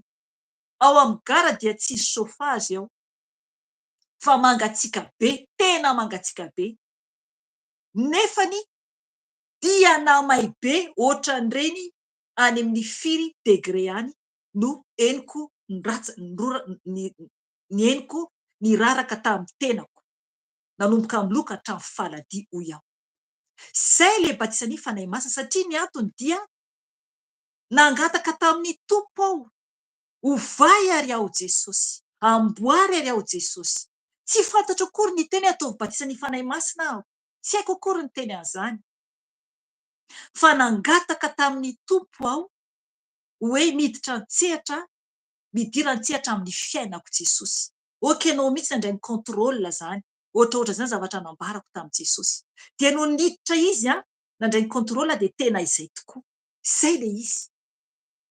Dia atao aorianan'izay tsapako ny fahasambarana ao amin'i Jesosy ary nihiratra tanteraka ny masom-panahy. Amen. Ry havana, tsy maintsy isika mandeha par étape. Tsy afaka isika tonga dia isaoty. Ohatran'ny any am-pianarana ihany io. Tsy maintsy manomboka amin'ny kely indrindra. Tsy hoe kory hoe androany ianao no mahafantatra an' Jesosy dia amin'ny herintaona ianao tonga dia hoe iny aho fa lasa olona hafahafa be. Ry havana, mandeha tsikelikely io. Mahafantatra ny tompo aloha tahaka zazakely misotro ronono.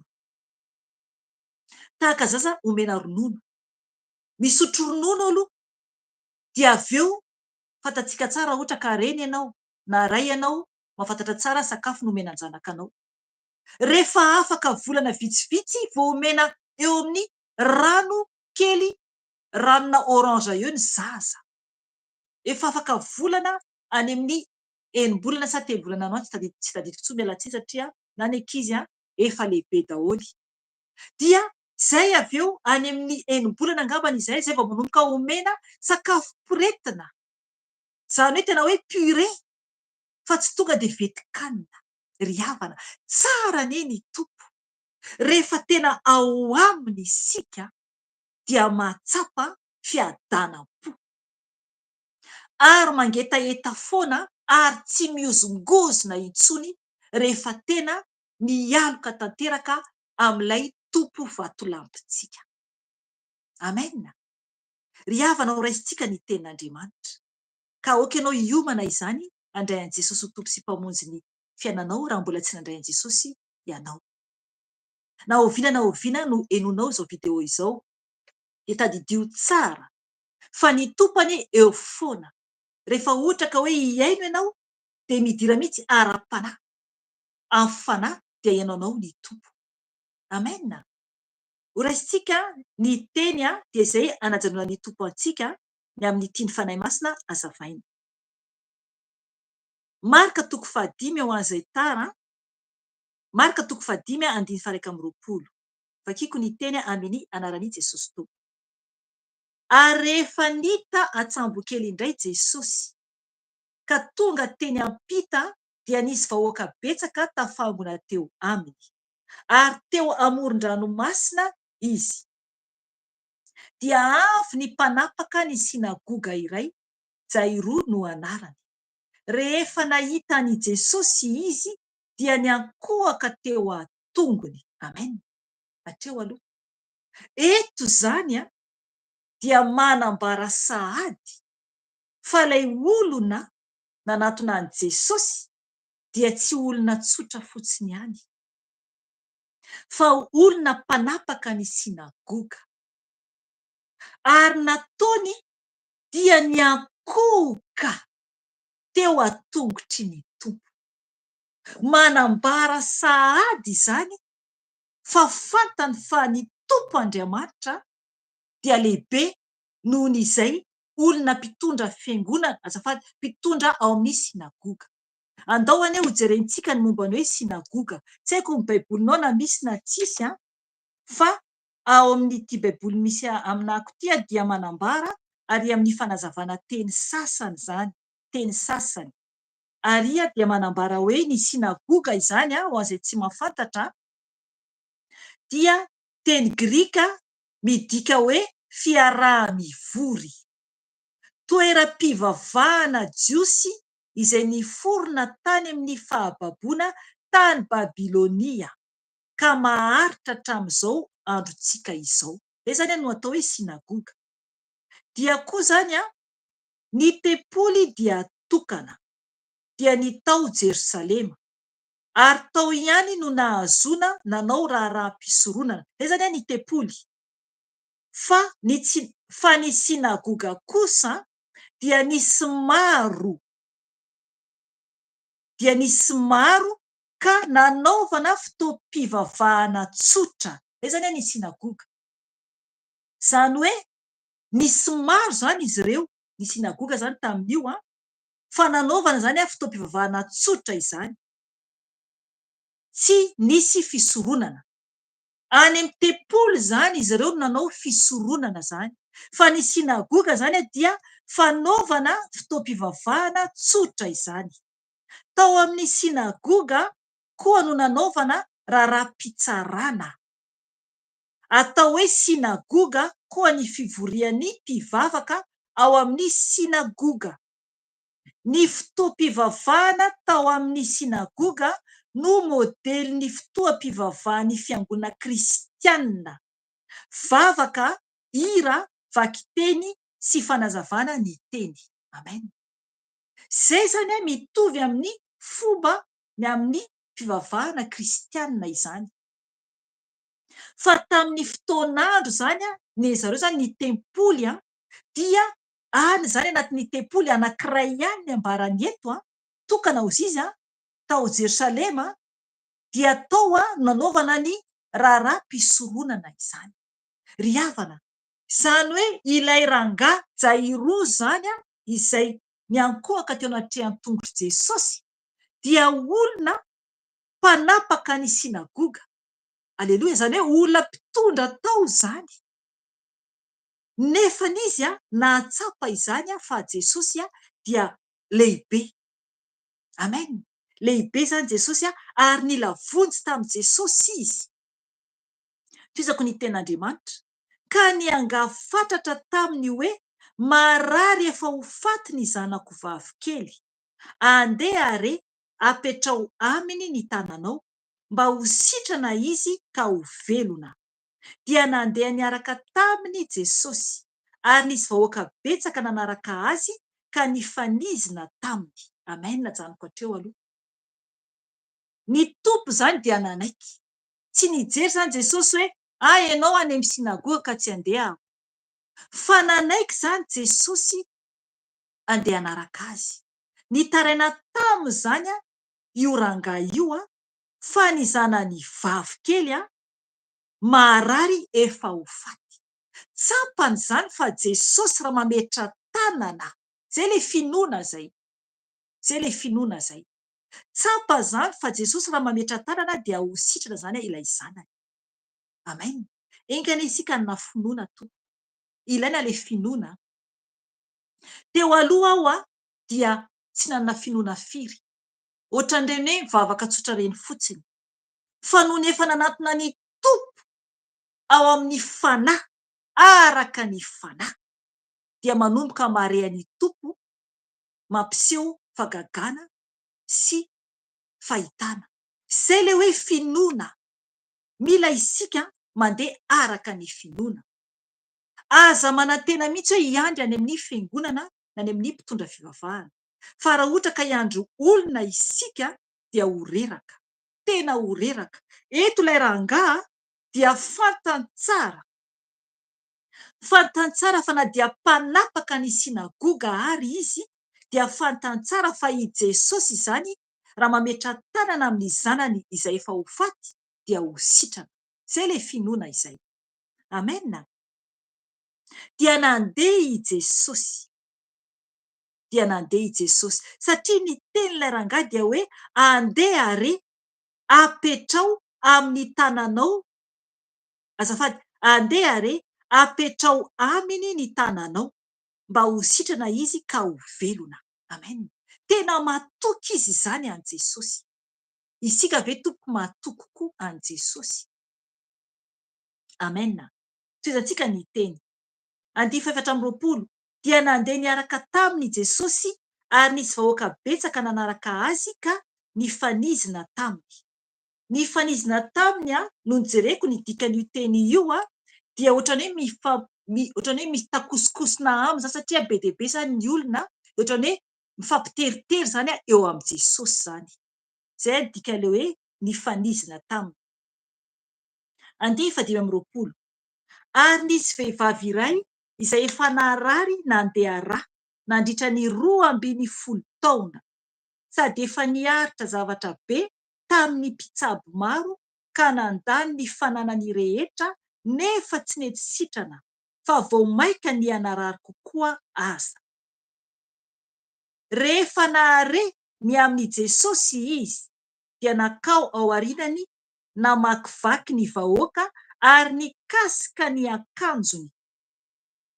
Fa hoy izy, na dia ny fitafiany ihany aza no voakasiko dia ho sitrana ao. Amen. Ry havana, izay ilay finoana izay. Izay ilay finoana. Teto izany amin'ilay olona mitakosokosona be tamin'i Jesosy, ilay fanesika zany ny fitentsika anazy angambany, fanesika zany dia nisy vehivavy koa zany tamin'io, vehivavy anankiray efa narary nandeha rà nandritra ny 12 taona. Ho antsika vehivavy dia mahatsapa tsara ny momba ny amin'ny rà mandeha, miala tsiny aho ny amin'ny lehilahy. Satria tena manelingelina antsika mihitsy izy io rehefa tena be loatra izany. Manahirana ny vatantsika. Ary ny zavatra anankiray koa dia eo ihany koa rehefa tena hoe tonga amin'ny fotoanany menopause na ny préménopause zany ny vehivavy. Izany hoe efa amin'ny taonako moa zany, ho anao koa raha ohatra ka ohatr'izany, dia eo ny fahasalamana izany miovaova be satria rehefa be dia be ny rà mandeha dia mila mihinana zavatra ohatra hoe atokena misy rà satria manjary tsy ampy rà isika. Eto nefa ilay ramatoa mahatonga manambara an'izany mantsy dia izay tia ny fanamasinam-bara zany. Eto nefa ilay ramatoa dia hoe 12 taona zany izy nandeha rà foana. Ry havana, tena gravy be zany. Isika ary anatin'ny 2 volana isika vehivavy zany anatin'ny 2 volana raha ohatra tonga mandritry ny 3 andro na tonga mandritry ny 7 andro arakaraka ny vehivavy mantsy io indraindray efa reraka faible be raha ohatra tsy misakafo tsara normal. Eto nefa ilay ramatoa dia nandritry ny 12 taona. 12 taona. Sady efa niaritra zavatra be zany izy tamin'ny mpitsabo maro ka nandany ny fananany rehetra. Tena hoe ny fananany rehetra satria te ho sitrana. Te ho sitrana. Nefa tsy nety sitrana fa vao maika ny hanarary kokoa aza. Ry havana, matoa zany zavatra io niseho tamin'izany fotoana izany dia isehony voninahitran'Andriamanitra satria tsy maintsy i Jesosy tonga izany no nisehony voninahitran'Andriamanitra zao hoentsika izao. Mbola hentsika amin'izao vaninandro iainantsika izao. Isehony ny fahalehibiazan'ny Tompo mba hinontsika ny amin'izay aretina mahazo antsika fa izy dia mpanasitrana ny tompo. Mpanasitrana ny tompo. Eny ry havana, izy dia mpanasitrana. Toizantsika ihany ny tenin'Andriamanitra. Dia ilay ramatoa zany efa nandany tena hoe nandany ny fananany rehetra. Nefa tsy nety sitrana fa vao maika izy zany nianarary kokoa. 7:20.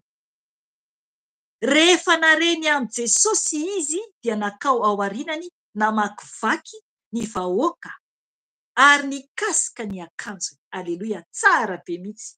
Aleloia, aleloia. Nikasika ny akanjony Jesosy.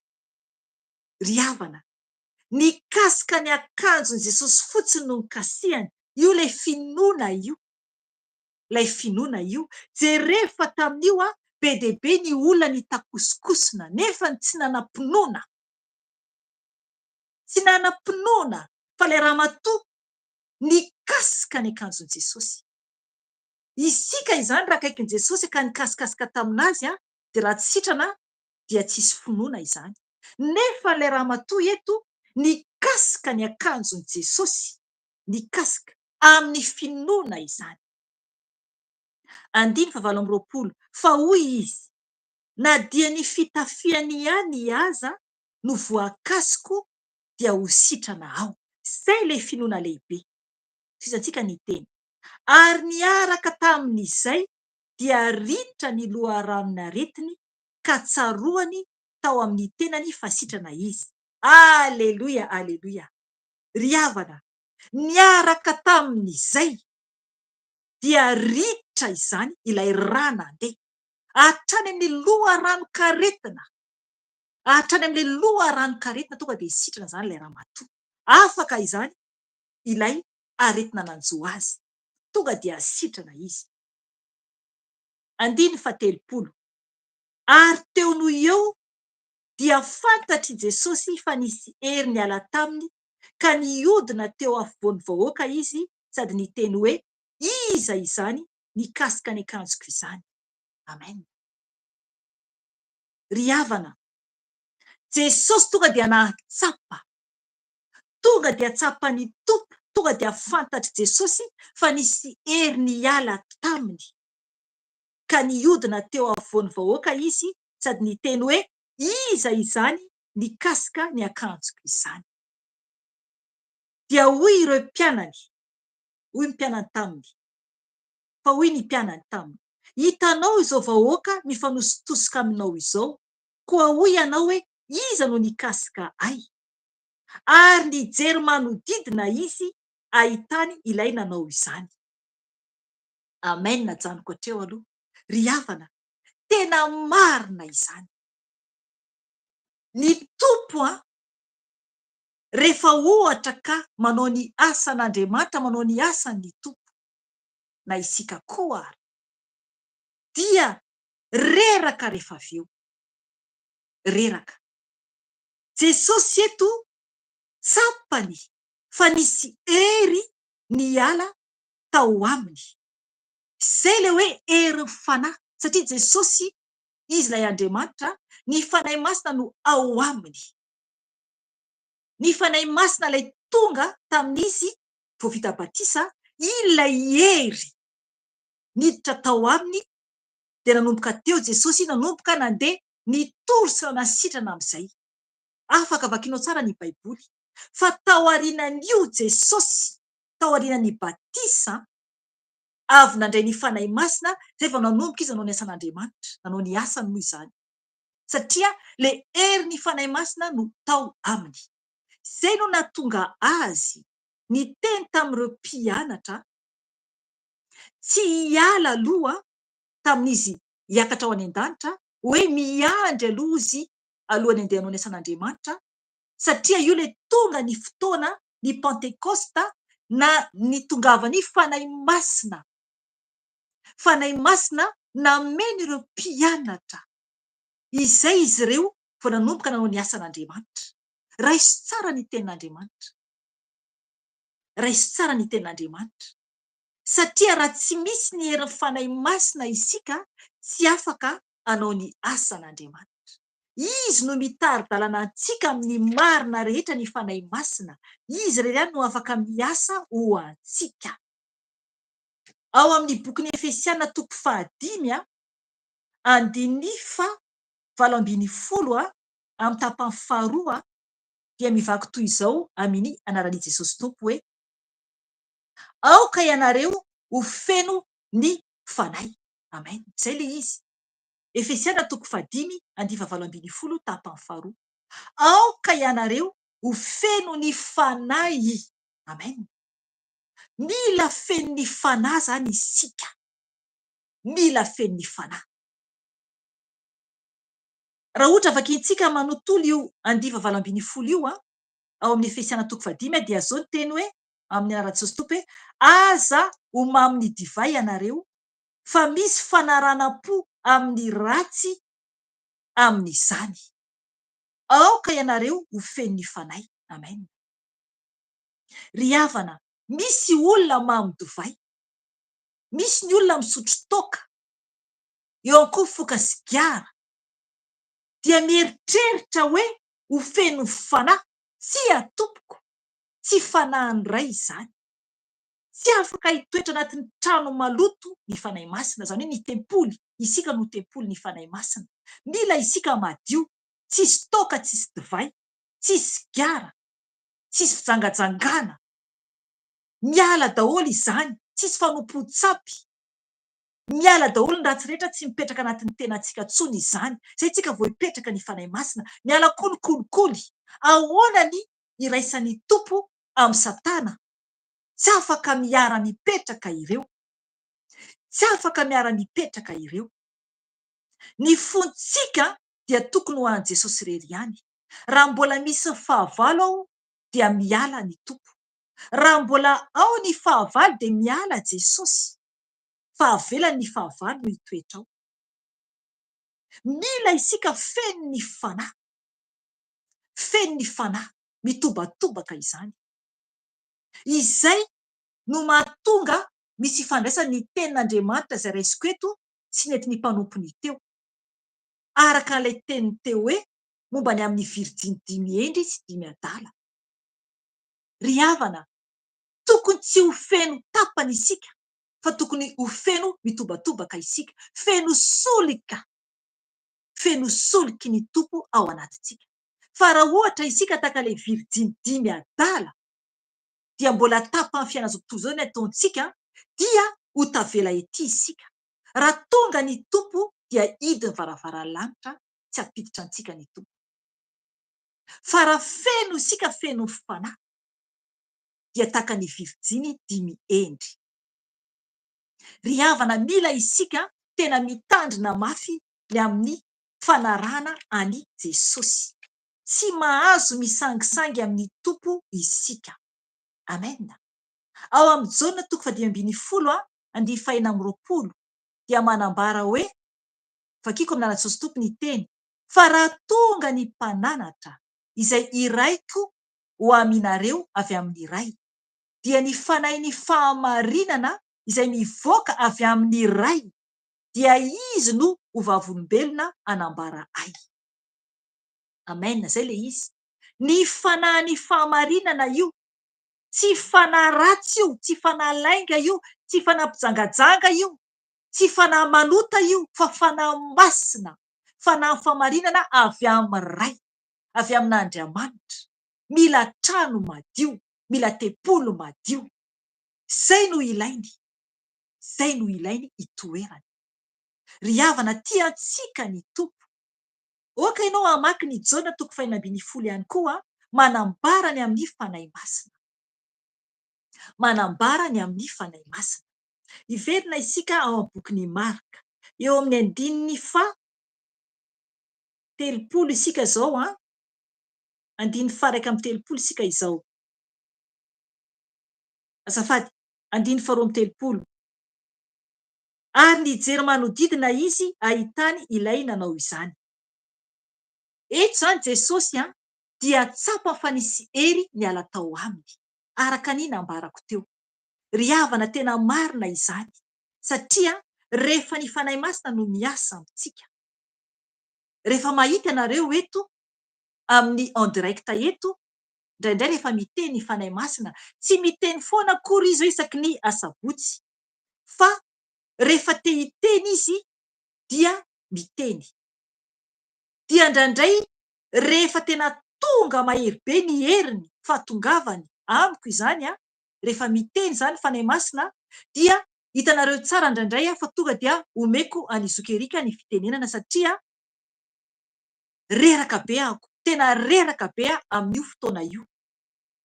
Zay ilay hery satria miteny ako fa tsy izahako no miteny, fa avy ao anatiko ny tenin'ny fanahy masina no mivoaka, dia tena hoe force be zany no ampiasain'ny fanahy masina, zany efa kely dia kely, toy ny fasika singan'iray eo anatrehan'ny lanitra aho, toy ny fasika singan'iray tsisy dikany akory eo anatrehan'Andriamanitra aho.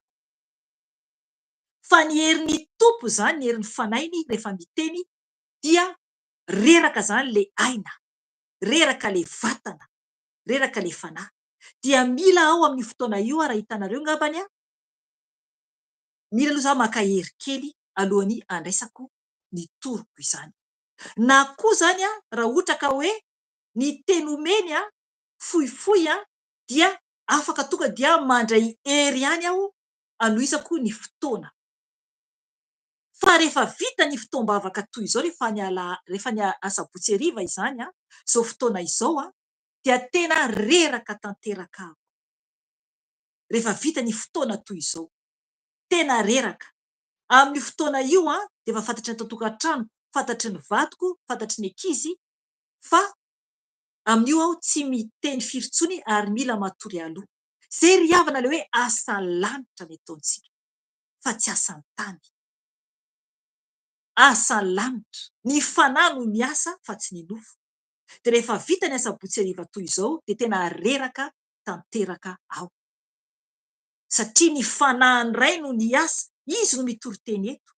Ny baiboly eto dia kahie, verset fotsiny no soratana, dia teny kely dia izay. Fa izy no miteny. Tsy fantatro akory ny teny izay ambarako rehefa avy eo, fa izy no manazava. Izy no miteny fa zahako dia vatana fotsiny ihany eto. Fa izy no miteny. Amen. Izay zany ilay hery ampahafantarin'ny ten'Andriamanitra eto. Tamin'io Jesosy zany dia nahatsiaro reraka, satria nisy hery niala tao aminy. Tsapany izany.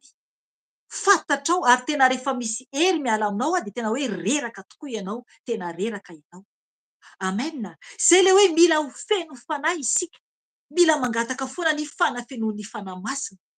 Fa raha ohatra ka tsy mangataka isika dia ho reraka foana dia tsy hanavao mihitsy zany ny fanahy masina. Fa mila manavao tsika zany isan'andro mba ho feno ny fanahy masina. Amen. Dia teto zany ny tompo eo amin'ny 5:20 hoe ary nijery manodidina izy ahitany ilay nanao izany. Dia raiky tahotra sady tora-kovitra ravehivavy, satria fantany izay nitranga taminy, koa nakeo aminy izy sady niankohaka teo anatrehany ary nanambara taminy ny marina rehetra. Amen. Aleloia. Zay le izy. Fantatry ny tompo anie, fantatry ny tompo fa iny vehivavy iny. Raha tsy niteny ravehivavy dia fantatry ny tompo hoe ianao. Fantany. Tena fantatry ny tompo.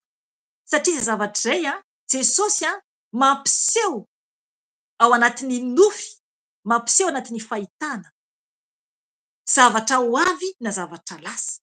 Mety mahatsapa ianao raha nomeny tompo, raha nomeny tompo fanomezam-pahasoavana mitovy ahy. Na aiza n'aiza misy anao.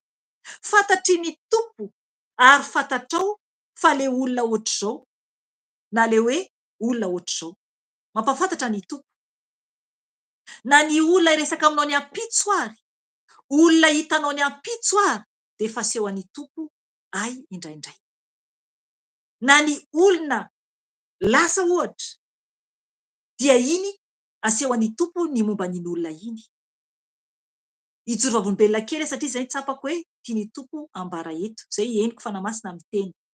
Ny zanako vavy misy fanomezam-pahasoavana lehibe nomeny tompo azy amin'ny anankiray anatin'ny fanomezam-pahasoavana nomeny tompo azy zany Zanako vavy io raha vao misy olona miditra ao amin'ny chambrany, ao amin'ny toerana fatoriana zany raha vao misy olona miditra ao na mandalo fotsiny arao hoe maka zavatra ao ohatra, na ny papany zany, na hoe hanao travaux kely eo amin'ny sisiny eo na ohatra hoe izaho andeha haka zavatra ao na ohatr'izany dia eo zany izy eo ilay zanako amin'io dia aseho an'ny tompo zany aminazy amin'ny alina raha misy devoly ilay olona. Aleloia. Ry havana, tena aseho an'ny tompo mihitsy ilay olona iny tsy ilay devoly ao anatin'ilay olona. Tsy indray-pandeha no nisy an'izay zavatra izay, fa efindroa na intelo ary efa aseho an'ny tompo ohatr'izay izy.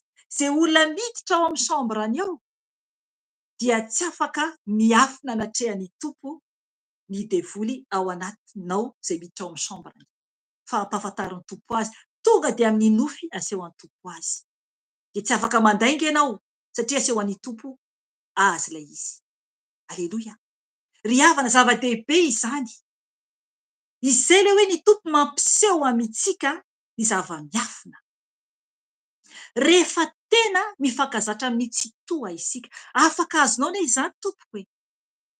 Afaka azonao koa izany satria tsika tsirairay avy asa-tanan'Andriamanitra dia tiany avokoa ary tiany hanana fanomezam-pahasoavana avokoa isika tsirairay avy. Fa matoa ianao izay mbola tsy manana fanomezam-pahasoavana dia mbola nangalarin'ny Satana izay ny fanomezam-pahasoavanao. Mila ianao miady amin'ilay ratsy ary mangataka amin'ny tompo ny amin'ny étoilenao, ny fanomezam-pahasoavanao angatao amin'i Jesosy. Satria isika dia manana be dia be, fa ny fahavalo no nangalatra. Izay no mahatonga antsika teo aloha moa zany ny ato an-tokantrano, izay mahatonga ny teo aloha mikorotana ny amin'ny tokantrano ary hoe fanomezam-pahasoavana miafina. Fa noho ny efa nifankazatra tamin'i Jesosy dia tonga amin'izay, izany hoe niverina zany satria efa nisy hatrany am-piandohana hatramin'ny fahazazako araka ny efa nambarako any amin'ny témoignage. Efa nisy hatramin'ny fahazazana ny fampisehoan'ny tompo sy nisehoan'ny tompo amin'ny paozin'izy hoe lioan-joda. Ary koa ny lanitra nasehoany tamiko ireo anjely maro be teny an-danitra izany, tany an-danitra. Dia tamin'izany aho tsy nahafantatra ary koa ny olona tsy mino zany tamin'ny tena mbola zaza. Fa lazain'ny olona hoe aza miteny ohatr'izany satria ohatra hoe tsy fantatra zao zavatra miseho dia tsy nohon'ny ny olona, maro ny olona tsy mino. Fa noho ny efa natsoin'ny tompo verina taminy dia naveriny nomeny be dia be amin'izay ilay fanomezam-pahasoavana izay efa anitena hatrany am-piandohana. Ohatr'izay koa ianao tompoko, miverena amin'i Jesosy dia mangatà aminy. Alaivo ny fanomezam-pahasoavanao anetana an'ilay fahavalo, mandroaka devoly aloha dia alaivo fanomezam-pahasoavanao fa averin'ny tompo aminao. Amen. Be dia be, tsy hitalany ny fanomezam-pahasoavana omeny ray. Zay ry havana ny amin'ny momba ny amin'ilay hoe misy hery niala tao amin'i Jesosy. Dia nanantona zany raha vehivavy dia tonga dia niteny tamin'ny tompo izy izany. Tonga dia niteny izany eo amin'ny 3:30 dia raiky tahotra sady tora-kovitra mihitsy zany ilay vehivavy natahotra izy izany sady tora-kovitra satria fantany izay nitranga taminy, satria sitrana izy tsininy. Koa nakeo aminy izy sady niankohaka teo anatrehany ary nanambara taminy marina rehetra. Amen. Niankohaka teo anatrehany tompo izy dia nanambara tamin'ny tompo ny marina rehetra. 2:30. Ary hoy izy taminy, hoy zany Jesosy taminy: anaka, ny finoanao no nahasitrana anao. Mandehana amin'ny fiadanana ary sitrana amin'ny aretinao. Amen. Ny tompony be fitiavany, tsy nibedy izy an'ilay ramatoa, fa niteny izy hoe ny finoanao. Ny finoan'ilay ramatoa satria araka ny teneniko teo, betsaka ny olona mitakosokosona amin'i Jesosy nefany mbola marary, mbola tsy sitrana. Misy marary amin'ireny olona ireny fa anatin'ny tsy finoana. Fa ilay ramatoa tena hoe nikasika ny akanjony fotsiny. Zany mikasika akanjo zany anke tena hoe kely izany. Nefa ny tsapany tompo ny hery ny ala tao aminy. Dia ny tompo niteny taminy hoe anaka ny finoanao no nahasitrana anao. Mandehana fiadanana ary sitrana amin'ny aretinao. Amen. 15:30. Raha mbola niteny Jesosy dia nisy olona tonga avy tany amin'ilay mpanapaka ny sinagoga ka nilaza hoe, efa maty ny zanakao vavy, koa nahoana ianao no mbola manahirana ny mpampianatra ihany? Tsy nahoany Jesosy anefa izany teny nataony izany, fa hoy izy tamin'ilay mpanapaka ny sinagoga, aza matahotra mino fotsiny ihany. Aleloia. Ry havana, eto ny tompo dia te ampaherentsika lehibe indrindra an'io. Tsy haiko fa tena tiany tompo manambara témoignage maro aminareo an'io, tsy haiko fa ny fanahy masina moa no miasa. Voakasika kely ny foko no namakele hoe aza matahotra minoa fotsiny ihany. Ry havana, amin'ilay mpanapaka ny sinagoga izy no niteny an'izany teny izany. Nampahery izy zany an'io lehilahy io, satria na dia niteny zany ny olona hoe efa maty ny zanakao vavy, koa nahoana ianao no mbola manahirana ny mpampianatra ihany? Olona nahare izao hoe maty zanakao vavy, mafy amin'ilay rangahy zany, dia hoy nefa ny tompo taminy hoe, hoy Jesosy taminy hoe, fa hoy izy tamin'ilay mpanapaka hoe aza matahotra minoa fotsiny ihany. Ry havana, io tenin'ny tompo io dia teny lehibe indrindra io. Tadidiko indroa ny tompo ny teny tamiko hoe aza matahotra. Raha ohatra tadidinao ny vidéo izay nataoko rehefa niheno ianao, ny anankiray tamin'izako tao aorianany voatafoka alay devoliny razambe izany, tamin'ny tompo ny antso anay, ny antso ho anao ny asany dia zany natahotra be, dia hitako teny amin'ny rao an-lanitra Jesosy nanatsotra ny tanany. Dia io teny io ohatrohatran'ny no teneniny. Hoy izy miantso aza matahotra hozy izy. Hitako zao mihitsy ny tompo Jesosy amin'ny akanjo lava be, dia ny paoziny hitako mihitsy ny endriny, ny tanany natsotrany, dia niteny izy tamiko hoe aza matahotra. Rehefa miteny ny tompo hoe aza matahotra, naverimberiny tamiko ny aza matahotra intelo angamba izy namerina izay taminahako. Rehefa miteny ny tompo aza matahotra na indrem-pandeha fotsiny ihany aza dia afaka mihitsy ny tahotra. Ry havana, zay ny amin'i Jesosy. Rehefa miteny Jesosy dia tonga dia foana ilay tahotra. Ny tenin'ny tompo zany dia manam-pahefana lehibe. Iny teny iny tonga dia ao anatin'ny fontsika manafaka an'ilay tahotra anatin'ny fanahy. Isika raha miteny amin'ny manofo hoe aza matahotra, le olona mety mbola tahotra ihany, fa Jesosy le teny tonga dia pratika en même temps. Azafady, le teny tonga dia miasa zany miaraka amin'ny ilay teny zany, tonga dia miandraika zany amin'ny tenantsika, tonga dia afaka zany ilay tahotra miaraka amin'ilay tenin'i Jesosy. Amen. Mampahafaka antsika mihitsy zany ilay tahotra rehefa miteny zany Jesosy. Zay ny anankiray. Dia ny faharoa, tamin'izy tonga nanao opération tamizako, izy tonga nanao opération anahako, dia henoko zany, hitako zany hoe ny tenako hoe misy zavatra hafahafa miseho. Dia zany teny taminy hoe, teny zany hoe raha tonga tompo ny fotoanako afatesako, ohatra zay zavatra noteneniko dia vonona aho. Dia henoko izy miteny hoe aza matahotra, aza matahotra. Ohatra zany zavatra noteneniny. Dia tonga dia lasa hoe tonga dia milamina tanteraka. Tsisy zany tena hoe fanahina mihitsy rehefa miteny Jesosy. Tonga dia voafafa zany ilay tahotra izay le izy. Hitanao ohatrany hoe manoratra amin'ny taratasy ianao dia vao miteny ny tompo tonga dia voafafa tanteraka iny. Afaka mahadidio. Amen. Zay le tompo Andriamanitra antsika. Eto izy niteny tamin'ilay rangahy hoe aza matahotra minoa fotsiny ihany. hoy izy natsoan'ilay rangahy. Satria eto zany andeha hanao an'ilay asa Jesosy. Andeha hanao an'ilay asa Jesosy. Eto ilay rangahy dia tonga zao izy tamin'ny fotoana io tsapako mihitsy tonga dia janona ilay tahotra, voafafa ilay tahotra. Amen. Zay tsika rehefa ao amin'ny Tompo. 9:7. Ary tsy nisy olona navelany anaraka azy afa-tsy Petera sy Jakôba ary Jaona rahalain'i Jakôba. Dia tonga tao an-tranon'ilay mpanapaka ny sinagoga izy ireo, ka hitan'i Jesosy ny fikotabany olona izay nitomany sy ninaonaona be ihany. Rehefa niditra izy dia niteny taminy hoe, nahoana ianareo no mikorotana sy mitomany? Tsy maty raha zazavavy fa matory. Hatreo aloha.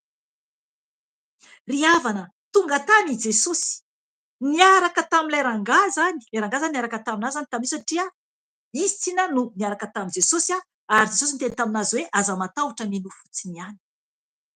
Efa fampitandremana sahady zany nataon'ny Tompo satria ahita izy rehefa tonga ao an-tranony ireo olona izany, ny fikotabany olona izay nitomany sy ninaonaona be ihany.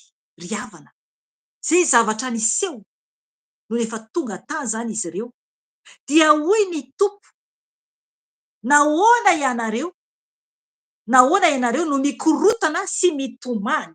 Zay tenen'i Jesosy. Nahoana ianareo no mikorotana sy mitomany? Tsy maty raha zazavavy fa matory. Aleloia. Zay isika ao amin'ny Tompo.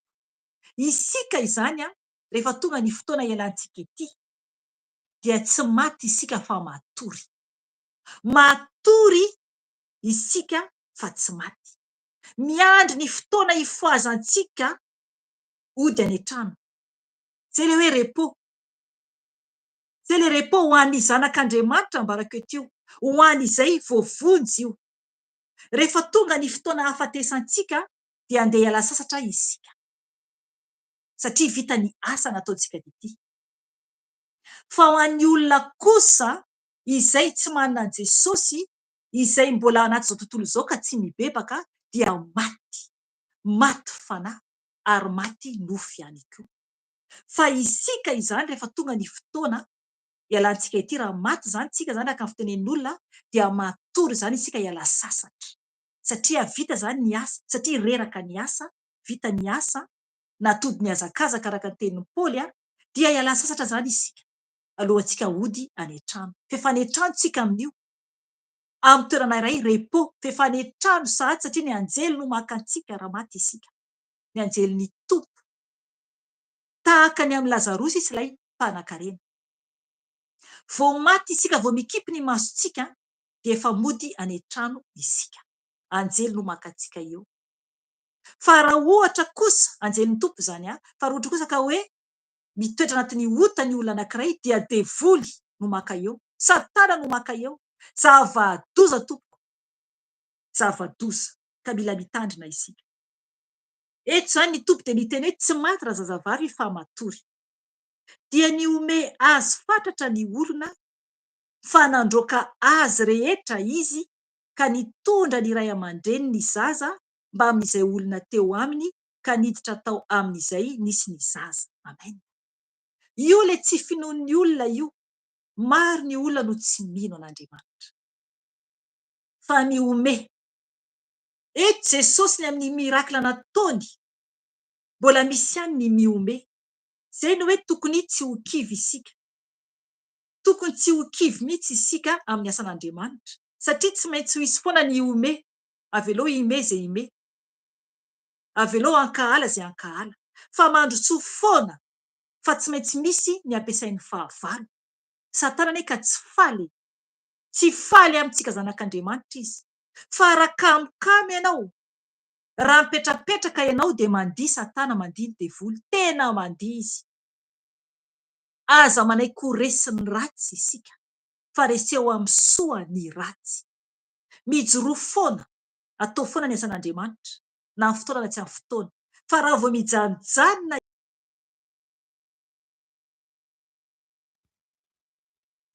Aleluia. aleloia mare tsara ve tompoko aleloia satra jesosy tapaka kely mantsy satria am'le mitoy anankiray indray fa raha vohatra ka kamokamo isika dia tonga satana ary izy mihitsy ny andravarava ny fiainantsika aza mba manaiky horesin'ny ratsy isika fa reseo amin'ny soa ny ratsy dia atao foana ny asan'ny tompo fa mbola tsy andro fialan-tsasatra izao mbola andro fanaovana ny asan'andriamanitra izao fa tsy haiko hoe tsy atoro mihitsy nefa ny ianao mila matory ihany zany isika fa manambola tsara ny programa ny asan'andriamanitra isan'andro tokony misy fotoana eo anantsika amin'ny tompo isan'andro tokony isy fotoana ho an'ny tompo satria tokony efa fianan-danitra ny ainantsika ety ambonin'ny tany amena tizantsika ny teny 5 dia ny ome azy fatratra ny olona fa nandroaka azy rehetra izy dia nitondra ndray aman-dreny ny zaza mba amin'izay olona teo aminy ka niditra tao amin'izay nisy ny zaza zay roan jesosy zany ny olona zay olona tsy mino zany dia efa navoaka ny any lavitra ny ray aman-dreny zaza ihany no netiny teo zany zay le hoe aza mandany fotoana amin'ny olona zay hitarikanao amin'ny ratsy zay olona tsy hino an'andriamanitra zay olona tsy vavaka dia aza mandany fotoana ianao fa ny olona kone ampiasain'ny satana andaniny fotoana ho anao olona koa ampiasain'ny satana andaniny fotoana ho anao zary havana tsoroko aminareo tsara fa na dia atao tokantrano raha fantatry ny ankohonako fa rehefa tonga ny alina ka hoe hivavaka ahako na hoe tsy sotra anatin'ny gropy dia rehefa manomboka ny amin'ny eo amin'ny 5 eo iny efa fantatry ny ankizy fa efa miova ahako zany miova ahoana mo efa manomboka anatin'ny silence efa mangina miresaka izy ireo dia mamaly any indray manaiky fotsiny amin'ny loha dia zareo ay tokotra mamao efa hivavaka ianao dia eno dia ohatra hoe tonga ohatra ny lahy ohatra dia mipetraka akaiky ohatra hipetraka hiresaka nefa ndraindray nefany la semaine tsisy fotoana satria miala maraina ny ankizy mianatra le zanakolahy miala maraina amin'ny 9 maraina amin'ny 9 sasany maraina dia efa miala tsy mody raha tsy efa amin'ny firy alina satria lavitra be tsy na ny toerana fianarana dia ndraindray zany fotoana hoe ahafana miresaka kely zany dia ohatra ny alina dia zany efany rehefa mitompo dia mitompo dia tonga eo akaikiko izy dia miresaka amiko dia za rehefa mijery lera dia miteny aminazy ahako hivavaka rehefa aveo dia eno izy zay le izy tsy maintsy alefa alofoany jesosy afaka foana miresaka amin'ny zanakanao na eo ampisakafoanana ara ianareo na rehefa ohatra hoe weekend ka rehefa vita ny fotoam-bavaka ohatra na hoe ny après-midi dia afaka mamindra kely miaraka mitsangatsangana kely na miaraka metsena afaka atao daholo izany fa rehefa tonga ny ora hivavahana dia anao sy ny tompo ohatr'izany omaly zao zanakolahy niaraka tamiko nandeha ny tsena dia fotoana iranao amin'ny zanakanao fa ny arivan'io dia efa any tompo tsy maintsika zany rehefa fotoananao amin'ny jesosy dia tsy maintsy any jesosy fa mila mitandrina isika satria ndraindray iny ora iny tonga ny ankonana iresaka aminao tadidio tsara fa ampiasain'ny satana kone anakana antsika kone ny ankonantsika ka oka isika anamboatra tsara ny programantsika amin'ny jesosy izay tompoko ny zavatra tokony ianarantsika koa zay mila isika tena matotra tsara eo amin'ny tompo misy ho an'ny tompo misy kely ny fotoana ho an'ny ankonana fa ny an'ny tompo tokony ajaina tsara ary tena hoe marina tsara ny ora sy ny fotoana rehefa an' jesosy dia an' jesosy satria ny tompo no ovatantsika amalentsika ary tsara antsika raha mipetraka fantanina amintsika hoe ina nataonao tamin'izao ora zao ianao tokony hivavaka nefa jerenao mipetraka miaraka amin'ny zanakanao na miaraka amin'ny vadinao lera tokony hivavahanao iaraka amiko anatin'ny sainao na fa hoe hivavaka nefa dia ianao dia mieno dia eo anao dia tsy miala eo na koa hoe pirata-po aminao ohatra ka hoe pirata-po aminao ohatra ny ambara na hoe avanao ohatra hoe tavela any am-piasana ohatra ianao na any an-dalana ohatra dia hivavaka mantsy amin'ny valy fa tsy maninona fa ahemitra hoe mitandrema tompoko fa anjely anie mahitanao ny fotoana iny hitany anjely dia soratana iny dia tonga any an-danitra hitan' Jesosy zany tokony hivavaka irahanina tamin'ny 8 alina nefa mbola niresaka be ary amin'ny namana ary tamin'ny 7 alina dia tonga ao an-trano dia nikoropaka mahandro sakafo na mikoropaka amin'ny sakafo na nandeha nandro aloha sasaloha dia amin'ny 6 zay vao hivavaka. Tsy ekeny tompo izany tompoko, mila ajaina ny tompo, mila ajaina ny tompo. Ry havana, mila mitandrina mafy isika satria tsara Jesosy ary arakaraka ny anajantsika azy, anatonantsika azy no isehoany amintsika sy enony antsika, enony antsika. Tiantsika ny tompo. Amen. Dia eo amin'ny 9:20 zao isika ary hatramin'ny farany no vakiantsika zany. 9:20 dia nandray ny tanan'ilay zazavavy, azafady heveriko dia nandray ny tanan'ilay zazavavy izy ka niteny taminy hoe talita kumi, izany hoe raha dika ry zazavavy hoy aho aminao mitsangana. Dia nitsangana niaraka tamin'izay razazavavy ka afaka nandeha fa efa 12 taona izy. Dia talanjona indrindra ny olona ary Jesosy nandraraha azy mafy mba tsy ho fantatr'olona izany ary nasainy nomena anina razazavavy. Amen. Ry havana, ny tanany fotsiny no noraisin'i Jesosy. Ny tanany fotsiny no raisin'i Jesosy dia niteny tamin'ny tompo hoe talita kumi, izany hoe raha dika ry zazavavy hoe ry zazavavy hoy aho aminao mitsangana. Veriko indray mpandeha, ry zazavavy hoy aho aminao mitsangana. Dia nitsangana niaraka tamin'izay ry zazavavy ka afaka nandeha. Amen. Ry havana, eto ilay fangatahanyilay papany, ilay fangatahan'ilay rainy dia niteny tamin'i Jesosy izy hoe andeha re apetrao aminy ny tananao, apetrao aminy ny tananao mba ho sitrana izy ka ho velona. Apetrao amin'ny tananao.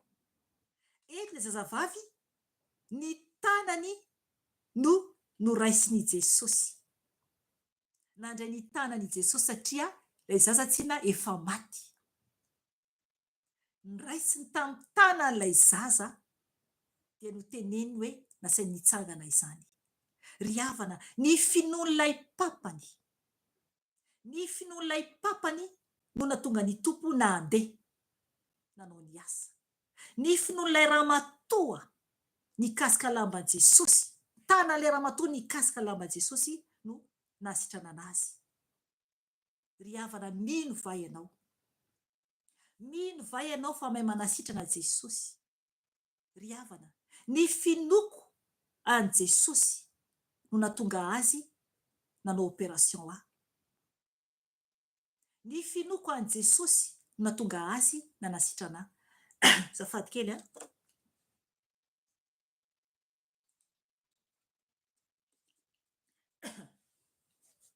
zafady kely fahasotra rano kely ahako.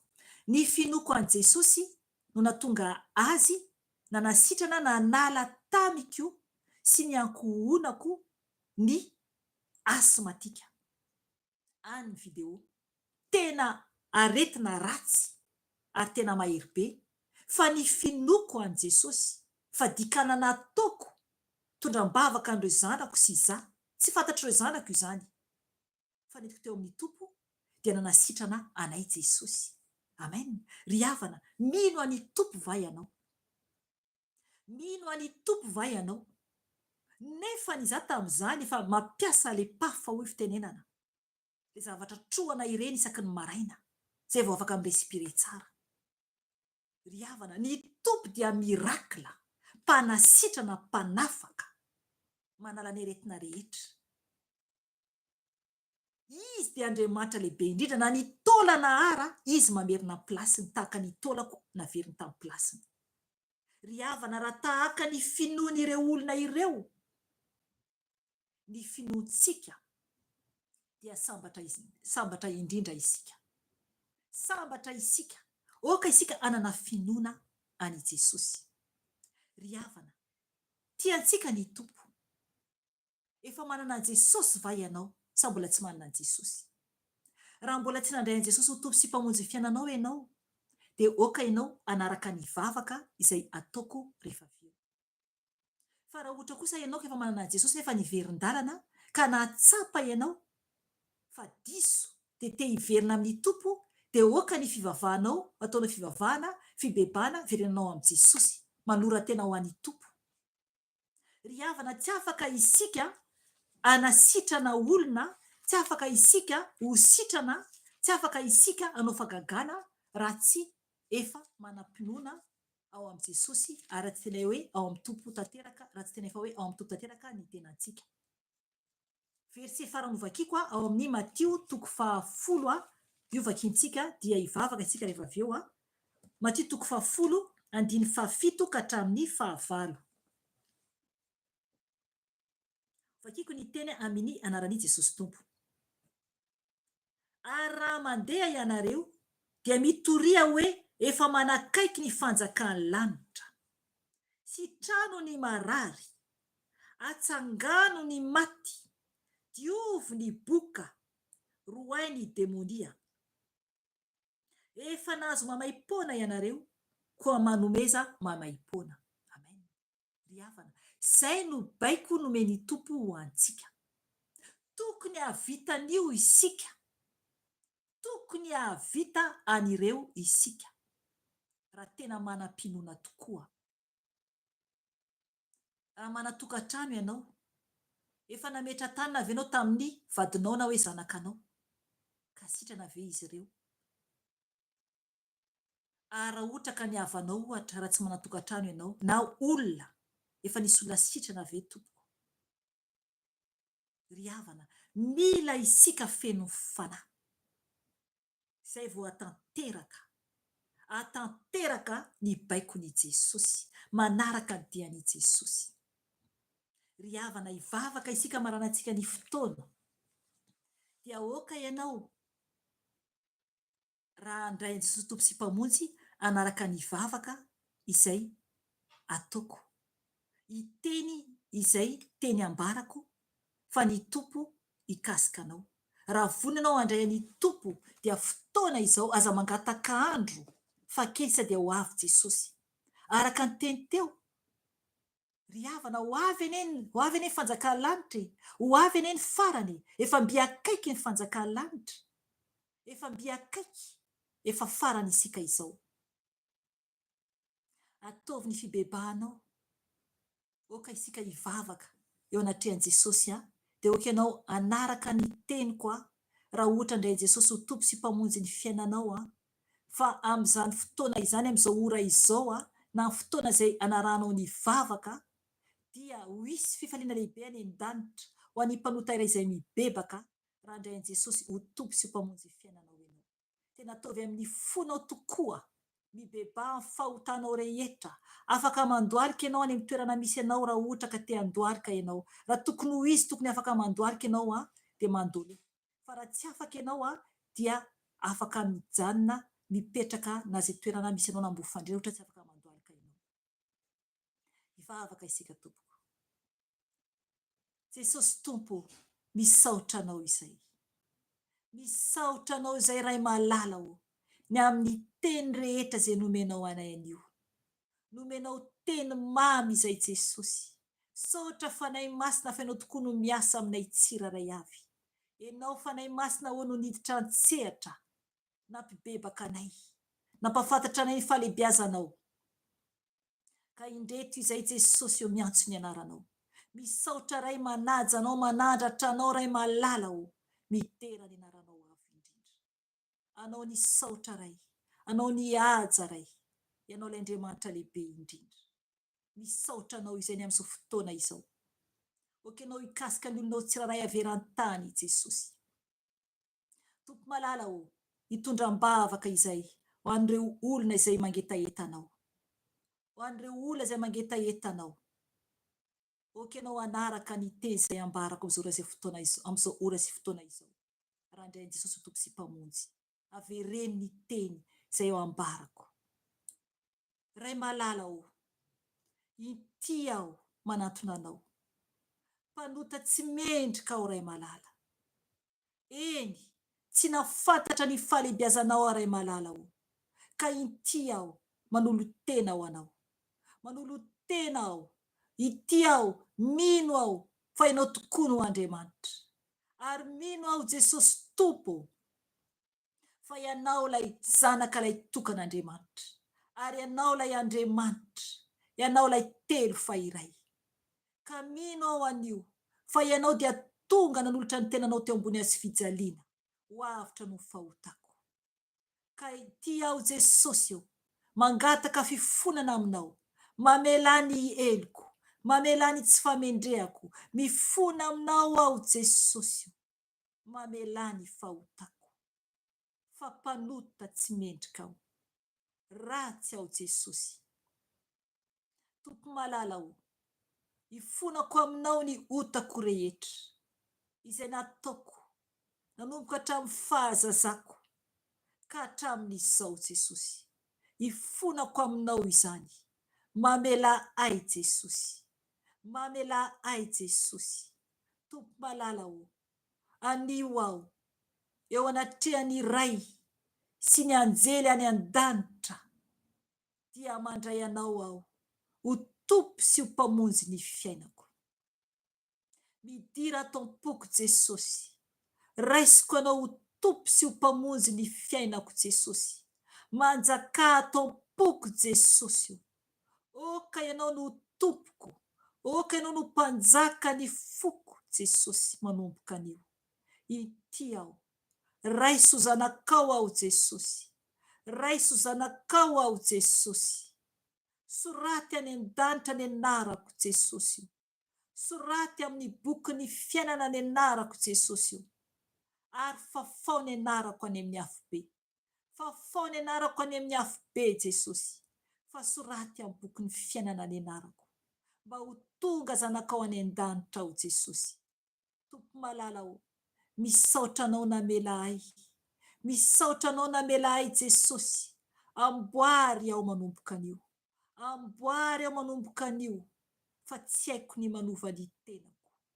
Raiso ny momba ny tenako manontolo. Amboary aho Jesosy. Milanao aho. Avaozy aho Jesosy. Mba ho mendrika eo anatrehanao.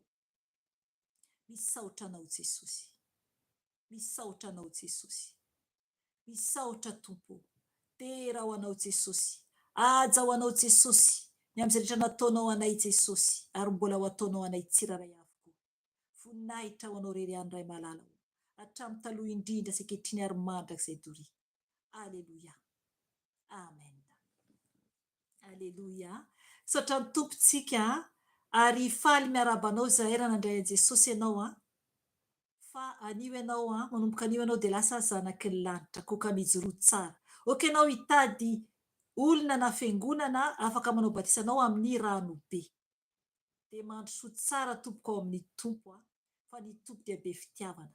Ry havana, izay ny fotoanantsika anio fa mametraka veloma ho anareo izay menada dia miala tsiny satria tamin'ny fiandohana teo nisy tapatapaka kely tany amin'ny zoky Erika. Tsy haiko na tamin'ny côté koa mety nisy koa ngamba tamin'izako nitondra ny tenin'Andriamanitra teo fa nisy ohatran'ny tapatapaka kely fa navelako nandeha satria tonga dia eno ihany ilay teninao après dia navelako toy ihany fa tsy niteny ahako. Eny tompoko.